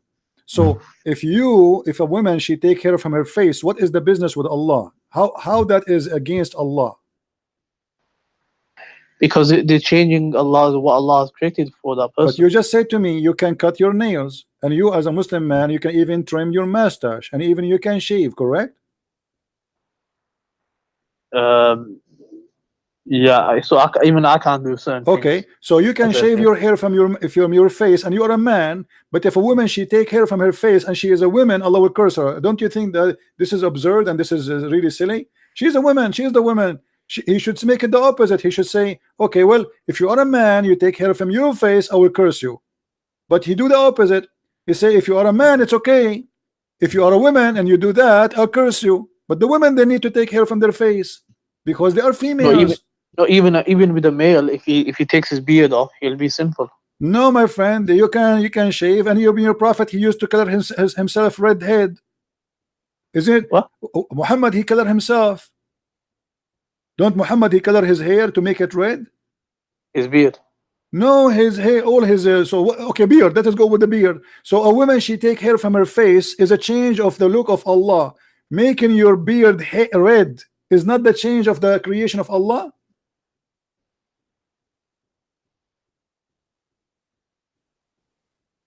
So he was allowed to. There's certain things in Islam. What do you mean he's allowed? What do you mean he's allowed? No, he is not allowed.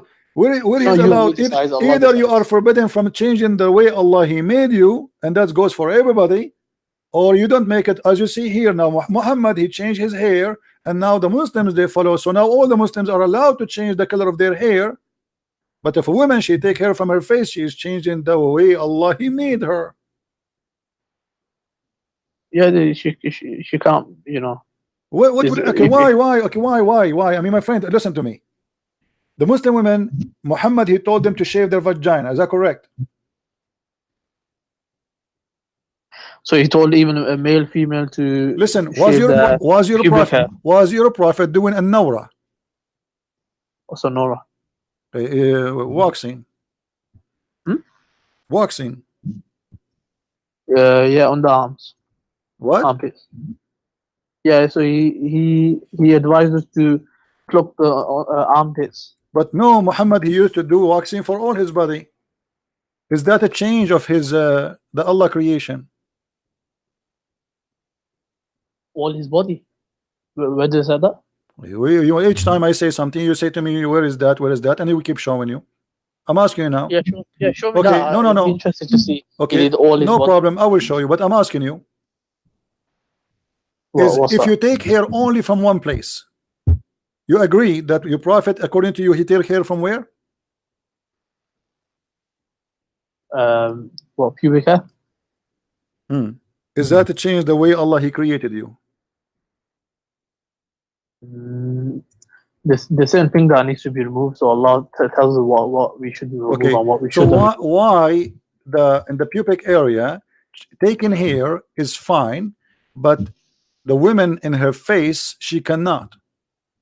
She can take if it's too bushy. She can. What do you mean too bushy? It says here, Allah he cursed those who pluck hair from their faces. Yeah, from other hadiths we understand that a woman should not look like a man. So if it's and she shouldn't look odd as well. So the point is, my friend, no. It says whoever take hair from her face, Allah he curse her. In the same time, you do waxing, and you are a man, and you do change the color of your hair, and you are a man, and you shave your beard, and you are a man. But if a woman should do that, what do you mean? Muslims are allowed to shave their beard. Show me a hadith says a Muslim man cannot shave his beard. Yeah, the hadith says the Prophet said, grow your beard and trim your mustache. And there's a man that came. But this is advice. This is not an order. This is not advice. No, the Prophet. Yeah, the man came to the Prophet, and the Prophet turned away from him because of that. No. Show me where it says it's forbidden for you to shave your beard. Otherwise, we will not see one Muslim is not shaving his beard. This is deduced from the narrations. What? This is deduced from the narrations. Okay, let me ask you. Did your prophet circumcise himself? He was circumcised. By who? I don't know about it. Never. I never heard of Muhammad being circumcised. Where? How? It's understood because he commanded his followers. He commanded his followers to do many things, but he never did what they do. He said to them, 4 wives, he have 13. He said to them, you etc. He don't approach your wife when they have their period. He approaches his wife when they have their period. He said, don't piss when you are facing the Qibla. He piss facing the Qibla. Muhammad, he says something for them, not for him. He's like Erdogan. Erdogan, he said something to them, he do the opposite. No, certain things are only for him, and also if you were urinating towards the thing he was teaching us, that is actually permissible, but it's recommended not to. It's not allowed to piss toward the Qibla, but Muhammad, he does. Now let me ask you, do you have any reference that your prophet he did circumcised, or he was circumcised, and at what age? Never been circumcised. So look at this hypocrisy. He says, and he claimed that he is Abrahamic. He claimed that it is from the ritual of Allah. He claimed that this is from the order of Allah, but he is the last one to be circumcised. No, lack of evidence doesn't mean that it never happened. No, the lack of evidence, that's on you, because simply this is should be mentioned even in the Quran. What do you say? You mentioned in the Quran what? Yeah, what in the Quran speak about the circumcision of the prophet? I mean, the Quran have time to tell us about the ants speaking to the ants, the flying carpet, the bird who went to find a woman, she have no hair in her legs, but Allah, he don't have time to tell us about what happened to Muhammad. It's minor. Like, less for argument's sake, say he wasn't circumcised. What's the problem? You see, my point is, all Muhammad behavior, he changed the way Allah he made you look like supposedly, but now he is cursing the women for just a silly stupid thing. Doesn't make sense? What the business of God with women taking hair from her face? If you can't take hair from your body, if he allow you to take hair from your body, what is a specific about the face? Why, if she take hair, why Allah will be happy if your wife should look like a goat? This is not even logical. It's the stupid. Women, they are women. She like to be beauty. I mean, imagine a woman now, Middle Eastern. I'm a Middle Eastern. We know we are hairy. We are very hairy. Once I was kicked from the swimming pool, they thought I'm wearing my clothes. I told them I'm not wearing anything. This is my hair. We look like monkeys. So a woman, a Middle Eastern woman, she is still hairy. Because we are. Yeah, so now, it's too heavy. So now, no, the Prophet says if a woman she black her hair, Allah curse her. He didn't say black, if she is no exception. That's it. You cannot block the hair. Even you cannot take hair from your eyebrows. Yeah, you can't isolate. No, you cannot. Show me the reference. Show me the reference. No way it says that. It says it clearly. You cannot. No, from other hadiths we understand that. No, my friend, there's no other hadith. Don't fool yourself. There's no other hadith. You cannot take hair from your face anywhere, not your cheek, not your eyebrows, nowhere. Allah curse you. So all what we notice here, we are jumping like monkeys from place to place to place. Muhammad, he say things doesn't make sense. He copied from Umar the Quran. He changed the direction of a prayer because of Umar. He ordered women to do hijab because of Umar. And now he is coming with the most silly, crazy stuff that women, if they block hair from their face, Allah will curse them. What about why he did not say Allah cursed the man who take hair from his face? Why he did not say Allah will do this to a man who do that to his face? He did not say that. Why? There's many other narrations that apply to both. Like he said, may Allah curse the tattooer and the tattooed, the one who. This is in front of you. This is all of them. I can show you all of them. They are the same. It's about a woman. When we talk about taking hair from the face, your prophet he take hair. Your prophet he color his hair. Your prophet forbid the Muslims from coloring their hair black. Why, by the way? Why you cannot color your hair black? I mean, even yeah, he said not black, but even a woman, she can color her hair. Why black? Why black? Why black is haram? What the problem?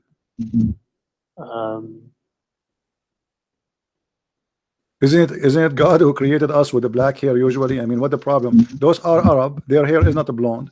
So why the reason black was because you're deceiving people of your age. Because generally people do color their hair black. No, he ordered them to make it red. Of course, in that way you're not deceiving them. What do you mean you are not deceiving them? You are changing the color anyway. Because you're showing, because you generally You color it if you got white hair. My friend, your prophet, he saw a man, he have a gray hair. He said to him, color your hair. Yeah, that's what I'm saying. Okay, so you are deceiving anyway. Leave him gray. Allah made you gray. So why you wanna don't make it a why you don't keep it a gray?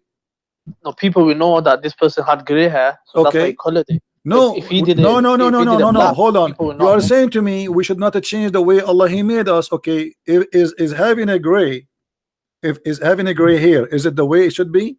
Why you need to change it? So Allah decides what is changing and what is not. Like No, my what is friend, changing. you're a prophet. He forbid them from doing that, using a black color, because the Jews, they used to color with the black color. That's all. That's it. Just because the Jews, they used to color their hair with the black. So he said to them, "Ijtanibu sawad." Don't color it black. So color it anything. Anyway, you are changing the color. So look at this prophet. He come with rules, and he claimed that those are from Allah.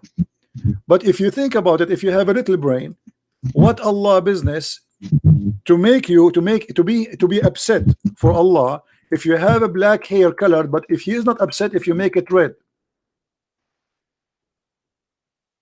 Yeah, so he decides whatever is changing creation. I think it's been 2 hours. Yeah, I think your show's about to finish anyway. So what do you mean? He's ordering to if you don't want them to change, he should say to them, don't make it, don't change it, don't color it. As you see, a man, he came to him and he said to him, look, your hair is white, cover it, man. In different hadith, even your prophet, he says, so your wife, she will like you.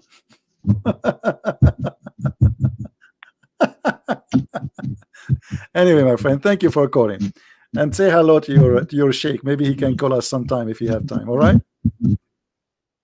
all right, bye. Okay, take care. As you see, I mean, this is a crazy. A woman, she color her hair, Allah curse her. A man, he should color his hair. Muhammad, he don't like to see you with the white hair. Why?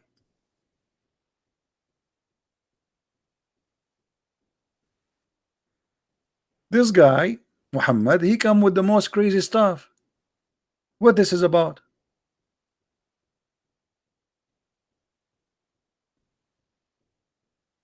He do waxing. He take hair from his body. He color his hair. He wanna be blondie. But women, they take hair from their face. He is upset. And even you wanna color your hair,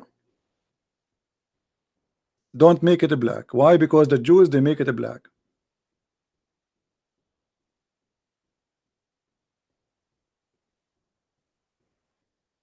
Muhammad always, he avoid getting busted by the Jews. The Jews are a problem for him.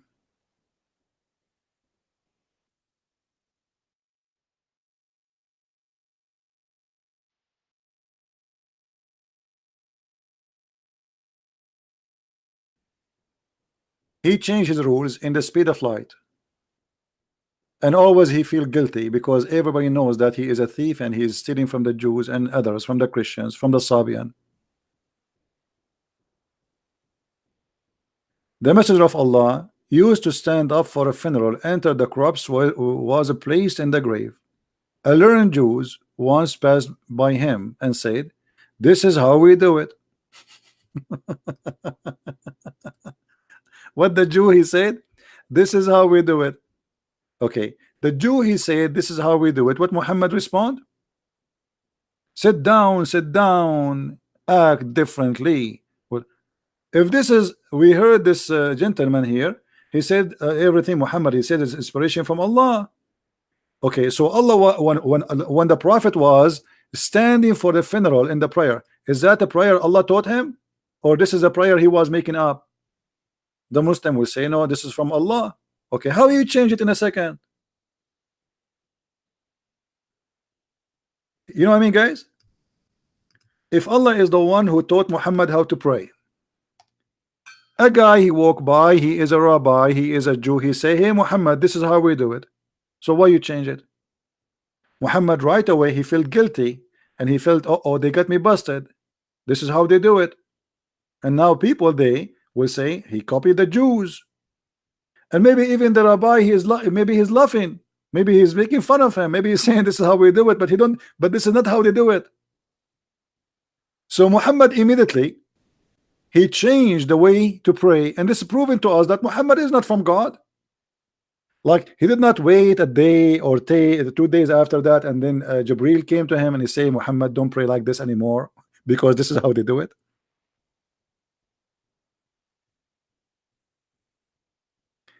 In the spot, immediately, the guy, he just finished saying, this is how we do it, Muhammad, he said, sit down, act differently.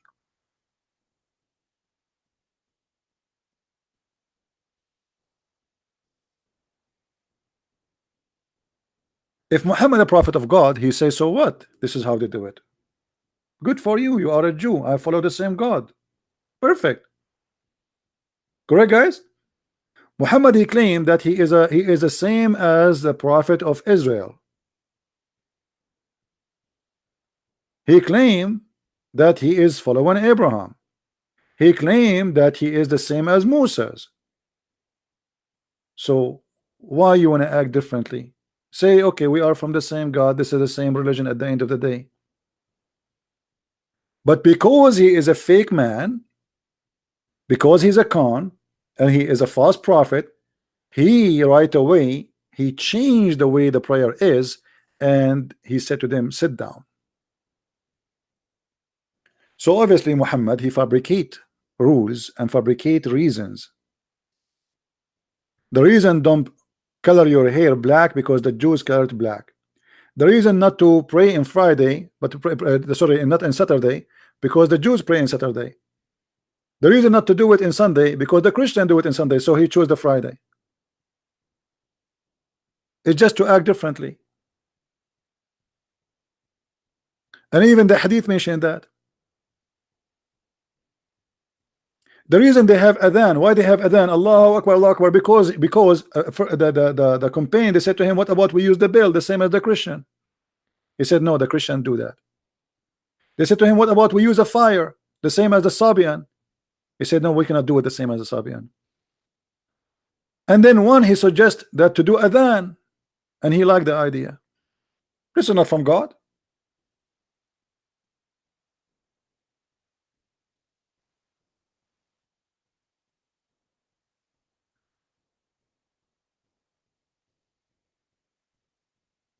If my God, he said to me, this is how you pray, you don't change it because somebody says this is how we do it.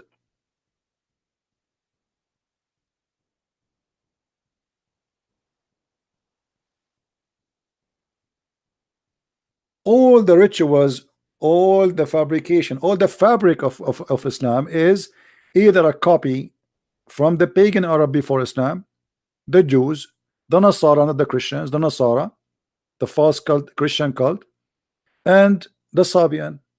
And then he starts learning from Salman al-Farisi, which is a Zerdusht, he is a Persian.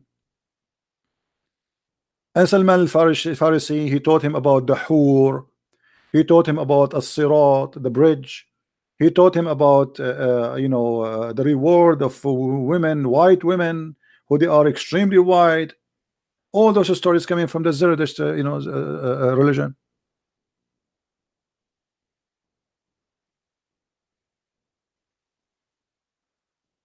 If this is not enough to prove that Muhammad is a false prophet, what is enough?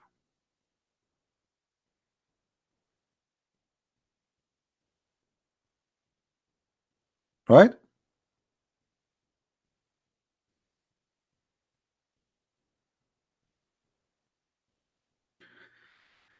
Anyway, I think we have enough for today, and I hope the Muslims, they will listen carefully. Feel free to download the video. My videos don't stay long, especially the ones I prefer to take them down because I want them to spread around. So if you like our videos, please download them, share them in your channel, have fun with them, do whatever you wish, but don't claim that they are yours. Which means don't claim that you are a Christian prince. My friends, the Lord, the Messiah, he said that from their fruits you shall know them. And the Bible speak that those who follow the devil, they speak foolishness. Wisdom is from the wise Lord, and there's no wisdom in God cursing a woman for taking hair from her face. God, he created women to be a woman, to be a female,